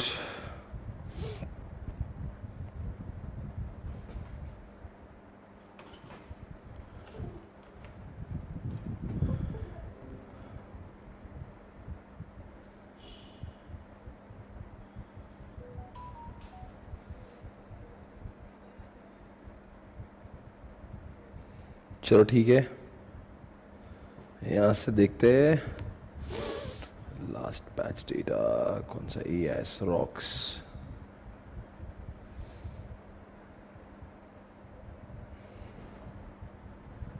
जैसे ये बुक होती है, ये बुक है, ये बुक है, ये मेन बुक होती है। इस मेन बुक में लगभग मॉड्यूल को कॉपी किया जाता है, पर फॉर्मेट बड़ा सुंदर किया जाता है। सर क्या आपकी क्लास करने के बाद में मॉड्यूल पढ़ने की आवश्यकता है? नहीं, मतलब नहीं। क्या सर आपने मॉड्यूल को पूरा 100% कवर किया? हाँ, मतलब हाँ। क्या कोई ऐसी चीज है मॉड्यूल में जो आपकी बुक में नहीं? जी नहीं। फिर मॉड्यूल से पढ़ ले? नहीं। क्यों? क्योंकि मॉड्यूल में सब कुछ ब्लैक एंड व्हाइट दिखता है, वहां पे हाईलाइटेड नहीं होता, डायग्राम्स वगैरह इतनी सुंदर नहीं दिखती। जिस तरह से इस बुक्स को, जो आपने ब्लू वर्ड्स देखे ना, ये मैंने एक एक ब्लू वर्ड अपने हाथों से किए हुए, जो चीजें इंपॉर्टेंट लगती है एग्जामिनेशन के पहले, जो आपको जिसके ऊपर फोकस करना है, उन सब चीजों को हाईलाइट किया जाता है। और ये बुक बड़ी सुंदर होती है, अगर आपको बुक मिले तो आप देख सकते हैं, बहुत ही पढ़ने का इंटरेस्ट जगता है। क्योंकि मैं हमेशा जिस टाइप का इंसान हूं, मुझे लगता है कि पढ़ाई का समय एक ऑरा क्रिएट होना चाहिए। पढ़ाई ऐसे मनहूस नहीं लगना चाहिए, मतलब आपको लगे कि वाह क्या अच्छा मटेरियल है, वाह कितनी अच्छी किताब है, पढ़ने का मन करे। तो सब कुछ जब अच्छा अच्छा लगता है ना तो सब्जेक्ट में इंटरेस्ट क्रिएट होता है। तो बहुत ही सुंदर किताबें आपको दी जाती है जिसके ऊपर हम लोग ये एक्चुअली जो पेपर्स है वो उस पेपर के ऊपर आपको स्टिकी नोट लगा दे। जैसे अगर मुझे कल्चर के कुछ इसके बारे में एक्सप्लेन करना है, यूजर के बारे में कुछ मुझे लिखवाना है, तो I will ask you to stick that sticky note over here, और फिर मैं आपको इसका एक्सप्लेनेशन करा के दूंगा। तो बहुत अच्छी आपकी बुक, बहुत सुंदर सुंदर लगना चाहिए, ऐसे आप उसको बड़ा डेकोरेटिव ढंग से बनाना, ताकि जब आप मेरे क्लास होने के बाद में एग्जामिनेशन तक जब बार बार पढ़ोगे तो आपको महसूस होना चाहिए कि वाह कितना मजा आ रहा पढ़ने के लिए, क्योंकि सारी चीजें जो हमने क्लास में करी वो सब यहां पर दिख रही है लिखी हुई। ये एक बात है। तो इस तरह से बुक बड़ी सुंदर है, बहुत मजा आएगा। उसके बाद में दूसरी किताबें मैंने और बनाई। सर आपने और एक किताब क्यों बनाई जब आईसीए का कॉपी कर लिया? बेटा क्या होता है ना, मेरी क्लास होने के बाद में मेरी क्लास होने के बाद अब जैसे आपको इस सब्जेक्ट को वापस से रिवाइज करना है तो पूरा सिलेबस 300 पेज का है। कौन सा? ईएएस का। और 150 पेज का किसका है? एसएम का। How many pages? Around 450। It is very difficult no to revise entire subject again, reading the same page पूरा पढ़ना।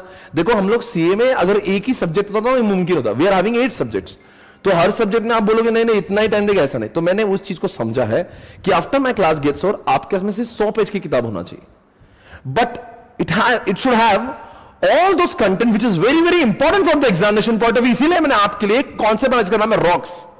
सिर्फ रॉक्स में क्या है? सारी चीजें वही है, हेडिंग्स भी है, और हेडिंग के अंदर की इंपॉर्टेंट वर्ड्स जिसका लिखना एग्जामिनेशन में अनिवार्य, वो सब चीजों को यहां पे लिखा। ब्यूटीफुल बेस्ट बुक बनाई, मजा आएगा आपको रॉक्स पढ़ते हुए। रॉक्स में खासियत क्या है? जैसे आज मैं आपको चैप्टर 4, एक काम करता हूं चैप्टर 4 पे ले जाता हूं तो आपको और भी अच्छा समझ में आएगा। जो मैं आपको अभी शुरुआत ही करता हूं चैप्टर 4 से।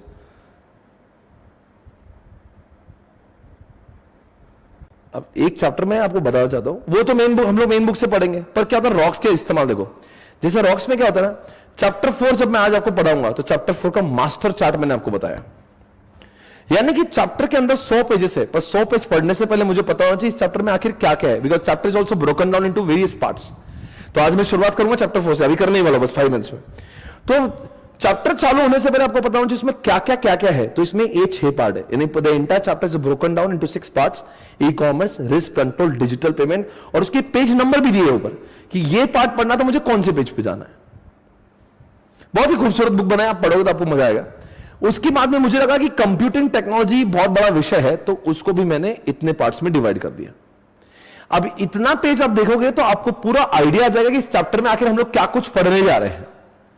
समझ में आ रहा है? अब जब एक एक चीज को जब लिखा है तो वो बुक जो बनी है 500 पेज की, ये बनी है 110 120 पेज की। इसमें पूरा सब्जेक्ट समझ जाता है, और इतना करने से भी सब्जेक्ट आराम से रिवाइज हो जाता है। पर क्लास में हम लोग इस बुक से बाद में पढ़ेंगे, पहले तो मेन बुक से एक एक वर्ड पढ़ेंगे ना। क्या डायरेक्टली इससे पढ़ा दूं? नहीं, पढ़ा देता हूं, चलो क्लास जल्दी खत्म कर देंगे। सी क्लास खत्म करना is not important, come on guys. ये सुविधा है, ये कन्वीनियंस है, ताकि मेरे क्लास होने के बाद में आपको ऐसा फील हो वाओ यार I just have to read this much, इतना पढ़ूंगा मेरा हो जाएगा। Yes it is going to happen, इतना पढ़ो हो जाएगा, बट थोड़ा सब्र करो यार, सब्र का फल मीठा होता है। बहुत बड़ा पढ़ेंगे ये पढ़ने वाला। अब इसमें और एक खासियत क्या है, अभी तक के जितने टेस्ट आपके सिलेबस में बहुत सारे क्वेश्चन बैंक दिए, टेस्ट योर नॉलेज दिया है, आरटीपी क्वेश्चन है, आईसीए के पेपर है, तो उन्होंने कौन से, अब ये तो क्या थ्योरी है, पर ये क्वेश्चन एग्जामिनेशन में कैसा पूछा गया था उसकी देखो। इस तरह से क्वेश्चन पूछने का एक ढंग होता है। जैसे ये क्वेश्चन आरटीपी नवंबर 18 में ऐसा पूछा गया था, तो जब आप पढ़ते हो ना आपको समझ, अच्छा ये क्वेश्चन ऐसा ढंग से पूछ सकते हैं, तो आपको क्वेश्चन का ढंग भी समझ में आता है। जैसे आप कभी भी देखो, अगर एग्जाम्पल यहां पे देखेंगे, कोई भी क्वेश्चन देखो आपको एक मैं आईसीए का भी क्वेश्चन दिखा दो, कोई भी क्वेश्चन अगर देखेंगे आप तो वहां पे दिखेगा, देखो यहां पे क्वेश्चन है नवंबर 18 इस आईसीए के एग्जामिनेशन में क्वेश्चन 4A में ये डेटा को ऐसा पूछा था। तो आपको पढ़ते समय समझता, अच्छा ऐसे टाइप का क्वेश्चन पूछने वाले हैं। See, if you do not know what kind of question they would be asking in the examination, तो आपको एग्जामिनेशन में शॉक लगेगा, अरे क्या पूछा बे। ऐसा नहीं होगा आपके साथ में, आपके साथ में ऐसा होगा। समझ में आया? आपको पहले से पूरा डिफाइन होगा कि क्वेश्चन कैसे, और साथ साथ में इस सिलेबस में बहुत सारे वर्ड्स है, आई मीन 800 से 900 पॉइंट है जो आपको याद रखना है हर एक क्वेश्चन में। ये बताओ इसकी कैरेक्टरिस्टिक्स बताओ, 10 पॉइंट है। तो what I do is I start making memory techniques. जैसे अगर आप देखोगे यहां पे ये रीड बोल के उसकी मेमोरी नहीं, इसमें 5 वर्ड्स है। आपको एग्जामिनेशन पूछेंगे what are the advantages of digital payment, तो फिर आपको यार याद करना पड़ेगा। एग्जामिनेशन में वो मार्क्स आपको तभी देते हैं जब आपकी heading exactly cut to cut ICI से मैच होती है। आई रिपीट, जब तक आपकी हेडिंग आईसीआई की हेडिंग से मैच नहीं होती आप मार्क्स नहीं गिने। सर ये तो थोड़ा बहुत नहीं चलेगा, आपकी हेडिंग वही चाहिए। इसलिए हम लोग क्या कहते हैं, हेडिंग को याद रखने के लिए उसकी मेमोरी टेक्निक्स बनाते हैं। जैसे इसका मेमोरी बना रीड, READ। डिजिटल पेमेंट करने की वजह से आर से क्या हो रहा है, आपका रिकॉर्ड अच्छे से मेंटेन होता है, साथ साथ में दोस्तों आपकी रिस्क कम हो जाती है, इजी हो जाता है, एक्सेसिबल हो जाता है, इजी होता है, एनीवेयर एक्सेसिबल हो जाता है, और डी फॉर आपको टैक्सेस में डिस्काउंट मिल जाता है। तो ये तो अभी मैं आपको तो अभी तो एक शुरुआत से मैं आपको झलक दिखा रहा हूं। तो this is how you remember lot of questions and then you are able to retain it, और आपको एग्जामिनेशन में एग्जैक्टली वैसा लिख पाओगे। तो हमने क्या करा, इस क्या नाम उसका रॉक्स में वो मेमोरी टेक्निक्स को भी डाल दिया। यानी रॉक्स ऐसी बुक बना दी जिसमें क्वेश्चंस भी, जिसमें आंसर्स भी, जिसको आईसीआई कैसे पूछती है वो भी है, मेमोरी टेक्निक भी, और ये बुक इतनी अच्छी बन जाती है ना, इसका मजा ही कुछ और। देखो ना क्या बुक बनाई, क्या सुंदर है, अरे मजा मजा मजा, बहुत मजा। उसके बाद दोस्तों, उसके बाद आपके सामने और एक चीज होती है। सर और कुछ बनाया आपने? हाँ जी, और के बनाया नहीं, बहुत कुछ बनाया आपके लिए। जरा आपको मैं चार्ट दिखाता हूं। सर ये किस बात के चार्ट है, जरा आप ही देखिए।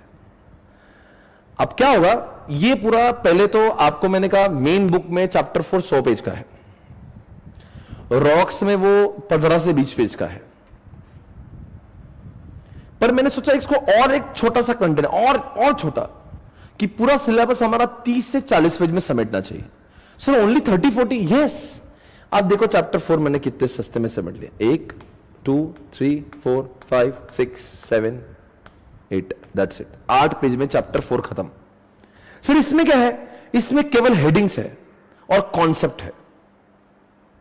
इसमें हेडिंग के नीचे का डेटा नहीं है। रॉक्स में हेडिंग के नीचे का डेटा भी है, पर बहुत समरी में है, और मेन बुक में पूरा डिटेल में दिया हुआ है। हर एक बुक का अपना एक अलग इंपॉर्टेंस होता है। सिर्फ मेरा काम क्लास में पढ़ाना होता ना, मैं एक ही बुक बनाता, पर मैं चिंता करता हूं मेरे क्लास खत्म होने के बाद की भी। मुझे पता है क्लास होने के बाद में अगर वापस आप खोलेंगे, please go through again this subject, revise. भाई देखो, पास और फेल के बीच में जिंदगी में एक रिवीजन होता है। जितना रिवाइज करोगे आपके पास होने के चांसेस उतने ही ज्यादा। रिवीजन कब होगी बेटा ज्यादा? जब पेजेस, नंबर ऑफ पेजेस कम होंगे। इसलिए आपके लिए रॉक्स बनाए, इसलिए आपके लिए छोटा चार्ट बनाया, और इसलिए और एक चीज दी है, यूट्यूब पे 10 घंटे का रिवीजन लेक्चर डाल के दिया, जहां पे इन चार्ट्स को मैंने सामने रखा है और एक एक पॉइंट को एक्सप्लेन करके दिया है, ताकि किसी दिन आपकी इच्छा हो जाए कि मुझे 10 घंटे के अंदर पूरा ESSM रिवाइज करना है। गारंटी ऑलरेडी यूट्यूब पे अपलोडेड है, चार्ट को सामने रखने का पूरा सिलेबस रिवाइज होगा। But directly you can not watch those lecture unless you understand the entire subject. तो ये सारी चीजें करना जरूरी है। इसका मतलब ये नहीं कि आपने बुक पढ़ लिया, क्लास कर लिया, आपको नहीं, आपको पता ना जिसके बाद में रिवीजन का प्लान कैसे होगा, रॉक से होगा, चार्ट से होगा, और यूट्यूब के रिवीजन लेक्चर्स होगा। कितना मजा आएगा आपको, बहुत मजा आएगा। तो आओ बच्चों, आज शुरुआत करते हैं चैप्टर 4 के साथ में। Okay guys, welcome back. So we are moving on chapter number 4। Are you ready? Are you ready? तो दोस्तों, अगर मैं बस 2 मिनट के लिए आपको ज्ञान देना चाहता हूं, दुनिया के टॉप 10 अगर मैं देखता हूं, top 10 richest person of the world अगर देखता हूं, तो आपको वहां के कुछ लोग जो है वो यही नजर आएंगे, richest person in the world. Oh my god, what is that? La la la la, Jeff Bezos, Elon Musk, Bill Gates, Mark Zuckerberg, Larry Page. आप बताएंगे इनमें से कितने लोग ऐसे हैं जो सिर्फ और सिर्फ टेक्नोलॉजी के वजह से दुनिया पे राज कर रहे हैं। जेफ बेजोस, अमेजॉन, सिर्फ टेक्नोलॉजी। इलॉन मस्क, पूरी आजकल की व्हीकल, आप जानते हो कौन है, किस टाइप की गाड़ियां बना रहा है, आर्टिफिशियल इंटेलिजेंस, बिल्कुल इलेक्ट्रॉनिक गाड़ियां बना रहा है, टेक्नोलॉजी घुसेड़ दिया है उसने गाड़ी में, उसने ऑटो टेक बनाया, ये पूरा टेक्नोलॉजी। बिल गेट्स, विंडो के ओनर, माइक्रोसॉफ्ट के ओनर, उसके बाद में मार्क जकरबर्ग, फेसबुक के ओनर, लैरी पेज, गूगल के ओनर। अगर दोस्तों इन सब में अगर आप देखें तो एक कॉमन चीज है, वो कॉमन चीज कौन सी? वो कॉमन चीज कौन सी दोस्तों? तो टेक्नोलॉजी। तो इसलिए वर्ल्ड पे अगर राज करना, और मार्क जकरबर्ग की बात करेंगे, बिल गेट्स की बात करेंगे, एलॉन मस्क की बात करेंगे, जेफ बेजोस, दोस्तों इनमें से किसी की बाप दादा जो थे वो खानदानी रिच नहीं थे। आम आदमी थे। एक जनरेशन में इतना वर्ल्ड पे राज करना, ये सिर्फ टेक्नोलॉजी है। इसलिए अगर आपको सचमुच बड़ा आदमी बनना है ना, टेक माय वर्ड्स, एकदम फॉरगेट अबाउट यस, मेरी भाषा कुछ, जो उन लोग को बहुत बड़ा आदमी बनना है ना, जितना आप यस में इंटरेस्ट दिखाओगे, जिंदगी में उतनी ही ज्यादा कामयाबी की छलांग लगाओगे। मेहनत बहुत लोग करते हैं, पर मेहनत का रिश्ता सफलताओं से होना चाहिए। मेहनत तब आपकी नापे जाती है जब सफलताएं बहुत बड़ी होती है, वरना लोग कहते हैं आप मेहनत ही नहीं कर रहे हो।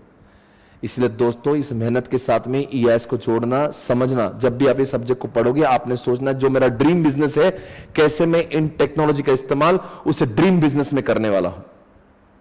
आपके विचार यह नहीं होना चाहिए कि 10 मार्क के लिए तो ये छोड़ दो ना ऑप्शन में, कम ऑन गाइस। आपकी नीतिमत्ता होना चाहिए कैसे मैं इस कॉन्सेप्ट को मेरे ड्रीम बिजनेस के साथ में जोड़ सकता हूं, कैसे मैं इस कॉन्सेप्ट का इस्तेमाल मेरे धंधे के साथ कर सकता हूं। जो धंधा मैंने सोचा है, जो मेरा धंधा, जो मैं सोचता, जिसकी ख्वाहिश मुझे है, कैसे मैं इसका इस्तेमाल अपने बिजनेस में कर पाऊंगा।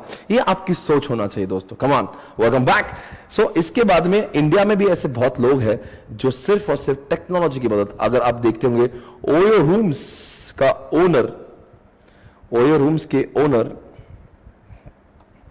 क्या नाम तो सुना होगा, रितेश अग्रवाल, उम्र केवल 27 साल, और दोस्तों जिनकी नेटवर्थ है $1 बिलियन। ये अकेला आदमी 8,000 करोड़ का ओनर है। भाई साहब, मैं 8,000 रुपए की बात नहीं कर रहा हूं, उम्र 27 साल है, आपसे केवल 7 साल बड़े हैं। टेक्नोलॉजी का इस्तेमाल किया, भारत के सारे होटल्स को इंटीग्रेट करके ओयो रूम्स नाम का कॉन्सेप्ट लॉन्च किया, और दोस्तों बातों ही बातों में इंसान ईआईएस सब्जेक्ट की बदौलत कहां से कहां निकल गया। ये सब समझना है। ये हम कहते हैं ना, ईआईएस एक मंदिर है, ईआईएस एक मंदिर है, तो ऐसे मंदिर के ये भगवान है। इलॉन मस्क, जेफ बेजोस, ये सब भगवान है। ये इन्होंने मोक्ष की प्राप्ति की है ईआईएस का सब्जेक्ट पढ़ के। आपको यहां पहुंचना है, आपको क्या बनना है, ये आपको बनना है, रितेश अग्रवाल आपको बनना है, आपको जेफ बेजोस बनना है। और वो आपको, देखो मंदिर में जाओगे तो ही भगवान दिखेगा ना, तो ईआईएस एक मंदिर है, तो ऐसे भगवान के दर्शन होंगे और आप आगे जाओगे। अंडरस्टैंड करो मैं क्या बोल रहा हूं, बहुत गहराई है मेरी बातों में। आई डोंट नो आप कितना सीरियस इसको ले रहे हो। मैं आपको ले जाऊंगा ओला के ओनर, ध्यान से देखिए, अंकित भाटी की बात करेंगे। ये अंकित भाटी उम्र से कितना छोटा सा बच्चा है, ये जरा आपके साथ में देखेंगे। I think it is Bhavish Aggarwal ना, अंकित भाटी क्या नाम है, अच्छा दो है। ये आपके सामने है, को फाउंडर है अंकित, यहां पे लिखा है Ola cabs Wikipedia, Bhavish Aggarwal is the owner, और इन्होंने इसको लॉन्च किया था। और वैल्यूएशन आप देख सकते हो, रेवेन्यू कितना है, और मैं इसके वैल्यूएशन की अगर बात करूंगा तो इसका वैल्यूएशन बहुत ज्यादा है दोस्तों। मैं आपको सिर्फ ओला का वैल्यूएशन दिखाता हूं, ओला कंपनी का ओला वैल्यूएशन, यानी इस कंपनी का 2021 में वैल्यूएशन कितना है दोस्तों। इसका वैल्यूएशन इज अबाउट $3 बिलियन, यानी कि 22,000 करोड़ की एक कंपनी साबित हुई है। अंडरस्टैंड करो दोस्तों, ये लोग कुछ नहीं थे, बहुत कुछ बन गए सिर्फ ईआईएस की बदौलत। आपके दिल में इन लोगों की जगह बनाई है, आपको ईआईएस से मोहब्बत हो जाएगी। ये बनना है हमें, ये बनने के लिए इसका ज्ञान हासिल करना जरूरी है। उसके बाद में मैं आपको ले जाना चाहूंगा एक खास व्यक्ति के पास। दोस्तों अगर हम लोग बात करते हैं यहां पे वैल्यूएशन की, आप तो फ्लिपकार्ट के बारे में जानते थे, कंपनी का वैल्यूएशन होता 1 लाख करोड़। एक जमाने में कंपनी के वो अमेजॉन कंपनी में काम किया करते थे, उन्होंने इंडिया में आके फ्लिपकार्ट चालू किया, टेक्नोलॉजी का इस्तेमाल किया। दोस्तों इन्होंने कंपनी का वैल्यूएशन जब उन्होंने बेचा था वॉलमार्ट को, इट वाज 1 लाख करोड़। क्या वैल्यूएशन है। जोमैटो क्या वैल्यूएशन है, ऑनलाइन है भाई पूरा जोमैटो। चलो एक काम करो, जोमैटो का वैल्यूएशन देखते हैं।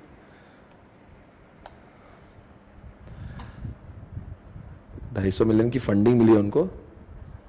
फूड देखो 5.4, valuing the online food $5.4 billion. Can you imagine, 1 billion यानी कि 7,500 करोड़, यानी कि अराउंड 35,000 करोड़ की वैल्यूएशन है दोस्तों। आम जिंदगी में कोई सीए फर्म इतना पैसे नहीं कमा सकती है। एक चार्टर्ड अकाउंटेंट कितना भी साल में कर लेता ना दोस्तों, आपके आसपास में पूछ लीजिएगा, जॉब करता है तो उसकी रेंज होती है 5 लाख से लेके 10, 20, 30 लाख उसको पर ईयर मिलता है। बहुत पार्टनर लेवल पे जाता है तो 1 करोड़ 1.5 करोड़ सैलरी हो जाती है। यही सीए के जॉब करने वालों का तरीका है। उसके बाद में जो लोग फर्म डालते भी है तो again range 2 crore 3 crore max 5 crore. ये नंबर्स अगर आपको चाहिए, अगर आपको लगता है सच में कुछ अंडरस्टैंड ऐसा कुछ करना है ना, तो आपको ईएस से मोहब्बत करना जरूरी है। बाकी सब्जेक्ट सब एक तरफ, ईएस एसएम एक तरफ। ओके गाइस, आगे बढ़ेंगे। उसके बाद में दोस्तों आपके सामने अब चाहे तो बहुत सारे एग्जांपल्स कह दूं मैं आपको, पेटीएम बताने वाला था ऑल दैट, इतनी सब जरूरत नहीं है आपको। मेरी बातों को सिर्फ महसूस करने की कोशिश करो, मैं क्या तरफ से पढ़ा रहा हूं आपको। अगर मैं सब्जेक्ट को पढ़ाता ना बच्चों, तो मैं कब से चैप्टर 4 चालू कर दिया होता, पर मुझे चैप्टर पढ़ाना इससे ज्यादा ये लग रहा है कि मैं आपको इसके लिए जागरूक करूं। आप सिर्फ सीए में नहीं, जिंदगी में कामयाब बने।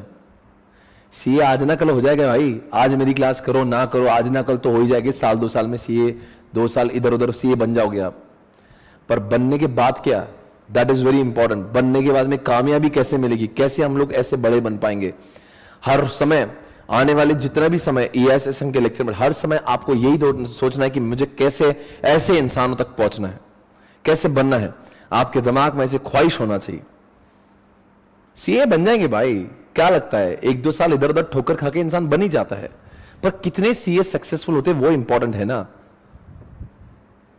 This is not important that you have completed CA in first attempt, that is not important for me. What is important, how successful you are, how much you earn, that is important.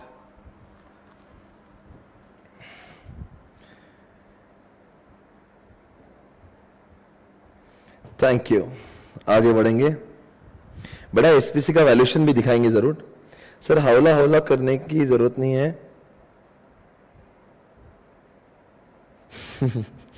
Okay, शुरू हुआ था फ्लिपकार्ट, 4 लाख से शुरुआत हुआ था फ्लिपकार्ट। बिल्कुल सही कहा बेटा, आप ऐसे लोगों से प्रेरणा लेंगे तो बहुत आगे बढ़ेंगे। अब आगे बढ़ते हैं चैप्टर नंबर 4 के साथ में, जिसका पहला कॉन्सेप्ट आपको मैं पढ़ाना चाहता हूं, जिसका नाम है क्लाउड कंप्यूटिंग। क्या बोल रहा हूं मैं, क्लाउड कंप्यूटिंग। आज का पहला आधे घंटे में हमारे पास 25 मिनट और है ये खत्म करने के लिए।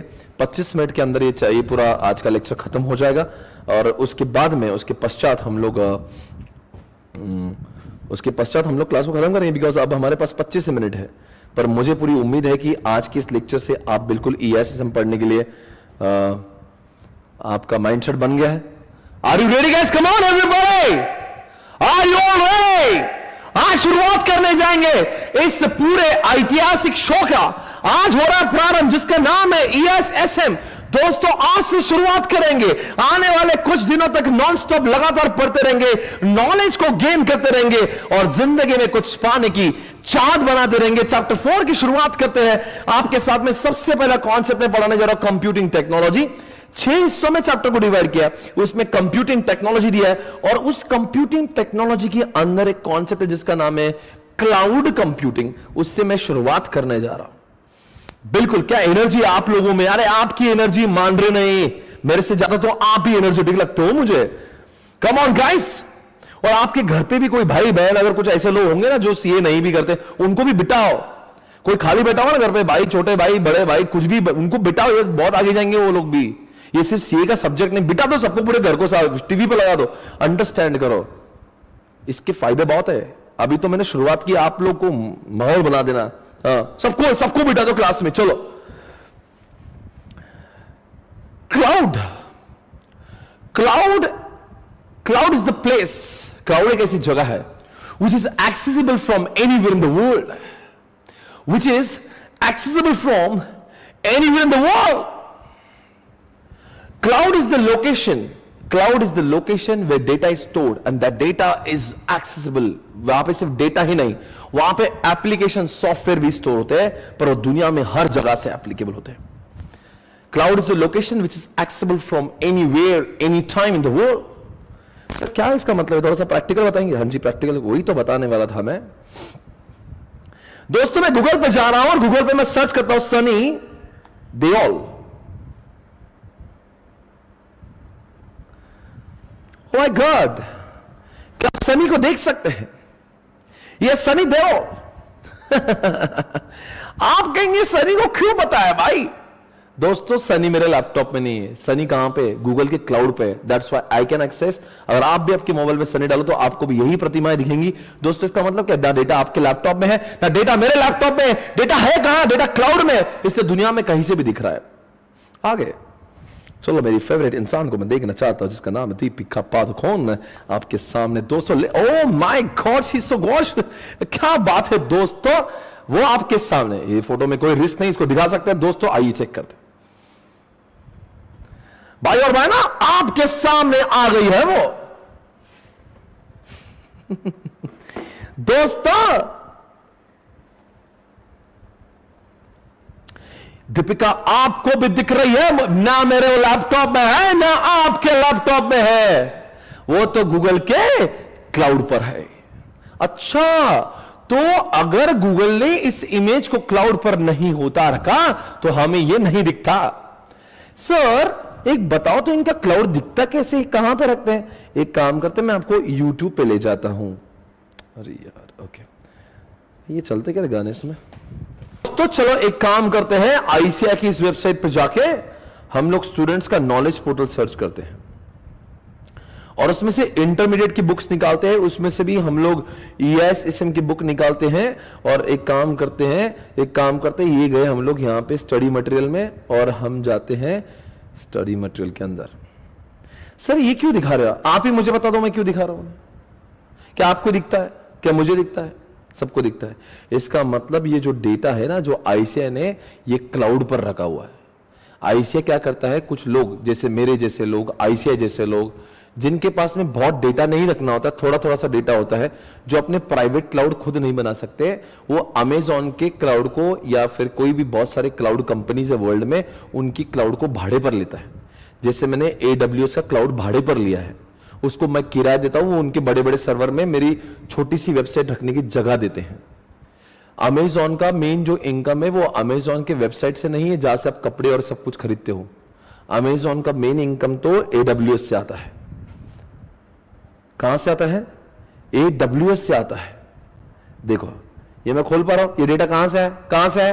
क्लाउड से आया। अगर आईसीआई ने अपने बिल्डिंग के एक कंप्यूटर पे, जो एक छोटा सा कंप्यूटर वहां पे डेटा रख देता और क्लाउड पे नहीं रखा होता ना ये डेटा, तो हमें और आपको दिखता ही नहीं। वापस से करो, चलो एक काम करते हैं, सर ये भी क्लाउड है वो भी क्लाउड है, क्लाउड क्या नहीं? चलो एग्जांपल मैं देता हूं।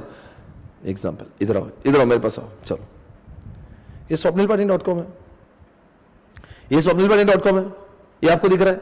अगर ये वेबसाइट अगर मैंने मेरे ऑफिस के सर्वर में रख दी होती ना, मेरे ऑफिस में एक लैन सर्वर है, मेरा कंप्यूटर एक थोड़ा सा सर्वर हार्ड डिस्क बड़ी उसकी 1 टेराबाइट की है, उसमें अगर इसको रख दिया होता ना, ये ना आपको दिखता ना मुझे दिखता, बिकॉज मेरे ऑफिस पे रखा हुआ कंप्यूटर क्लाउड नहीं है।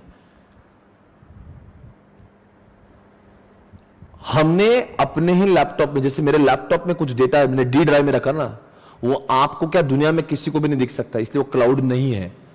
पर जो डेटा मैं किसी को दिखाने जा रहा हूं, जो भी डेटा मैं किसी को दिखाने जाता हूं, और जो मैं जिसको मैं आपने कभी सुना होगा दिस कॉन्सेप्ट को Google drive, Google drive.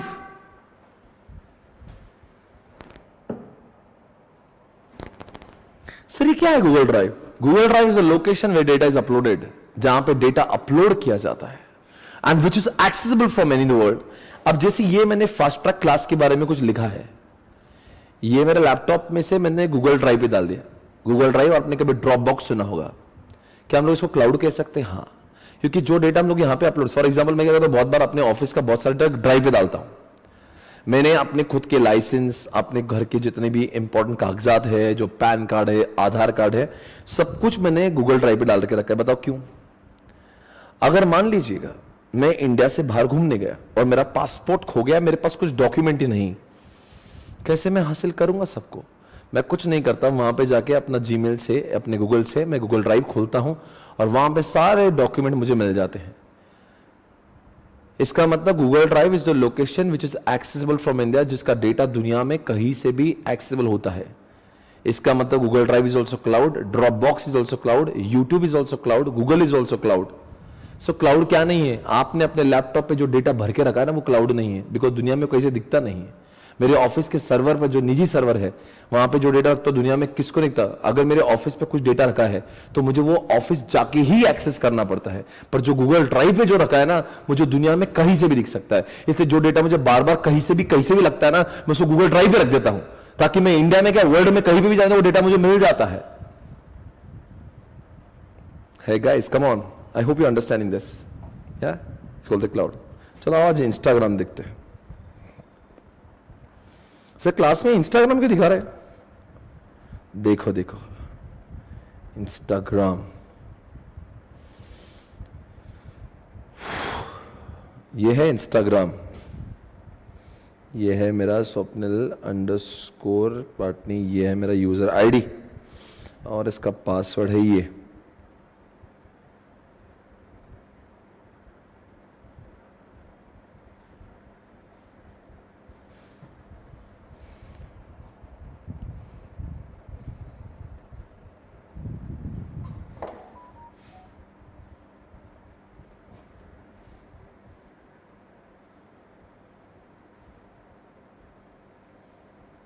Sir ये इंस्टाग्राम क्यों दिखा रहे हैं आप? कौन जवाब देगा? हम लोग क्लास में कौन जवाब देगा दोस्तों?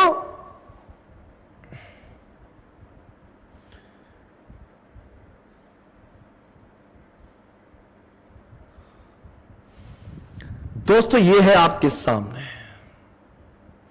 ये है इंस्टाग्राम, देख रहे हो आप? अब ये है इंस्टाग्राम, ये मेरी प्रोफाइल। अब मुझे बताइए प्रोफाइल आई कहां से? क्या मेरे लैपटॉप में ही? अरे I am not talking only about Instagram, let it be Facebook, let it be Instagram. अरे यार मैं यहां पे एक इमेज अपलोड करता हूं, आपको वहां पे दिखता है ना आपके मोबाइल पे? मैंने आपके मोबाइल पे भेजा है क्या उसको? नहीं ना, दिखी कैसी? मैं जब भी अपलोड करता हूं it goes on cloud. Instagram भी क्लाउड पे आता है, वहां से पूरी दुनिया उसको देख सकती है। अब जैसे मैंने कुछ भी ये कोई भी चीज अगर मैंने यहां पे डाली, फॉर एग्जांपल कोई वॉट एवर इट इज, अगर मैं कोई वीडियो डालता हूं या फॉर एग्जांपल मैं कुछ भी कर रहा हूं, what ever I do I upload it here, okay. और फिर दुनिया में, जैसे एग्जांपल मान लीजिए ये एक जिम का वीडियो देखते हैं, ये जो वीडियो है मैंने उसको यहां पे रखा है, ये वीडियो तो मेरे मोबाइल में था, अगर वो मोबाइल में ही रह जाता ना आपको नहीं दिखता, क्योंकि मेरा मोबाइल क्लाउड नहीं है। मैंने उसको मोबाइल से कहां डाला? उसको यहां पे डाला, कहां पे? इंस्टाग्राम पे डाला, और दुनिया में सबको दिख रहा है। ये इमेज मैंने यहां पे डाले, कहां से दिख? क्या है भाई इस इमेज में? इस इमेज को मैंने डाला, and this image is accessible from anywhere in the world because it is there on cloud. इसका मतलब समझा? Instagram, YouTube, you know the Facebook, हर कोई इंसान का अगर अपना डेटा क्लाउड पे रख रहा है, इसलिए दुनिया में कैसे भी दिखता।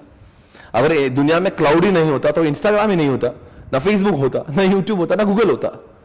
चलो मेरे मोबाइल में और एक चीज है, मेरे मोबाइल में सावन लगा रहा हूं मैं। सावन सुना है कभी? सावन गाना.com नहीं सुने कभी? जहां से गाने सुन सकते हैं। यस, चलो कोई भी गाना प्ले करते हैं। Let's play some song.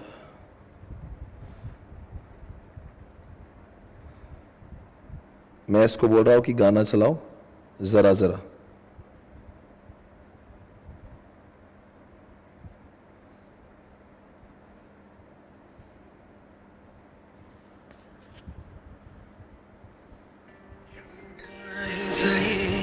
प्यार तो कर,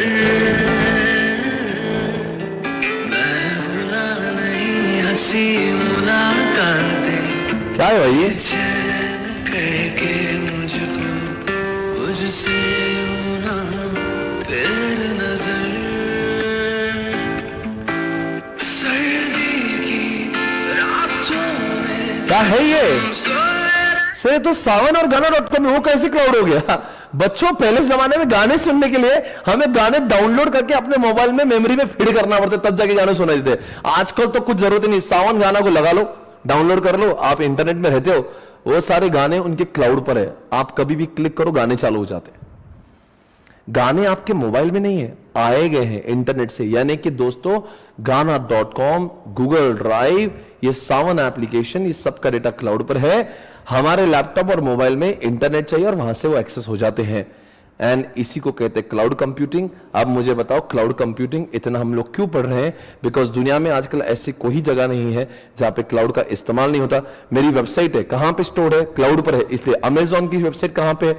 अगर दुनिया में क्लाउड ही नहीं होता तो अमेजॉन की वेबसाइट आपको दिखती नहीं इंडिया में, आप कुछ बाय नहीं कर पाते।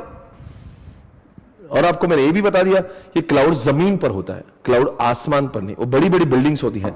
अगर आपको और भी देखना है तो मैं आपको क्या करता हूं, और एक दिखाता हूं। क्या दिखाता हूं?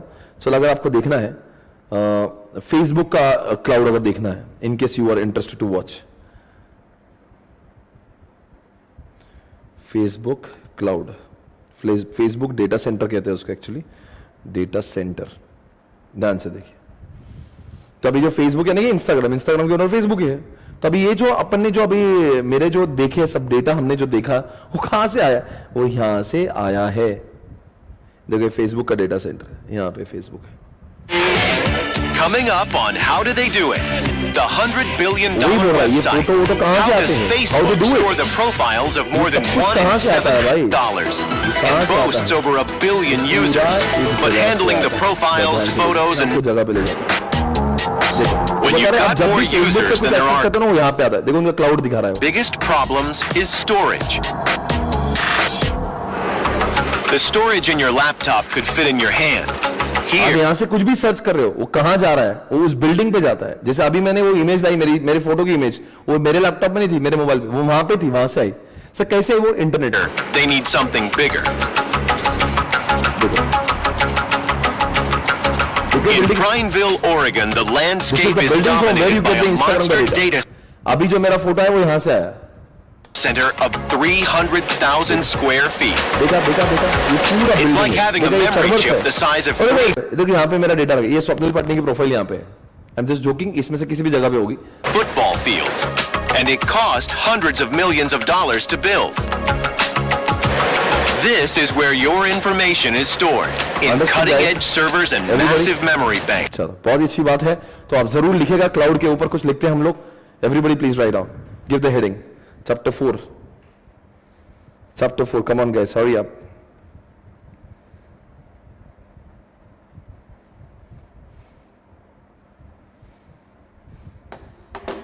और लिखो वहां पे कॉन्सेप्ट नंबर 1 का नाम लिखो cloud computing.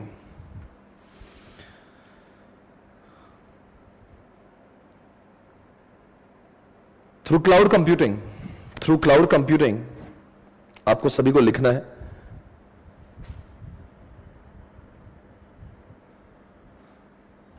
Through cloud computing we can access data, softwares from anywhere in the world,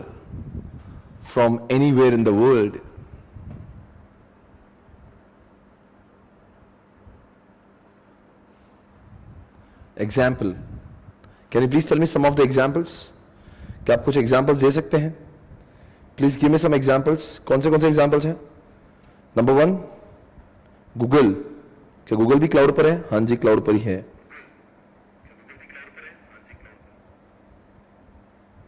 दूसरी बात, Instagram भी क्लाउड पर ही है। Amazon की वेबसाइट क्लाउड पर है। Google ड्राइव क्लाउड पर है। ड्रॉपबॉक्स गूगल ड्राइव का कंप्यूटर है, वो भी क्लाउड पर ही है। गाना.com, सावन, क्लाउड पर नहीं तो हमें दिखता है कैसे? यूट्यूब अपने आप में एक बहुत बड़ा क्लाउड है। यूट्यूब,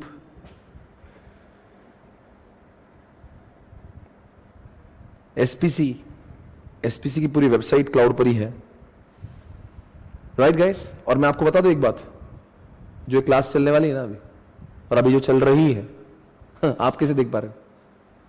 अरे कैसे देख पा रहे हो आप, ये तो बताओ। मैंने आपको भेजा, एसएमएस भेजा आपके मोबाइल में।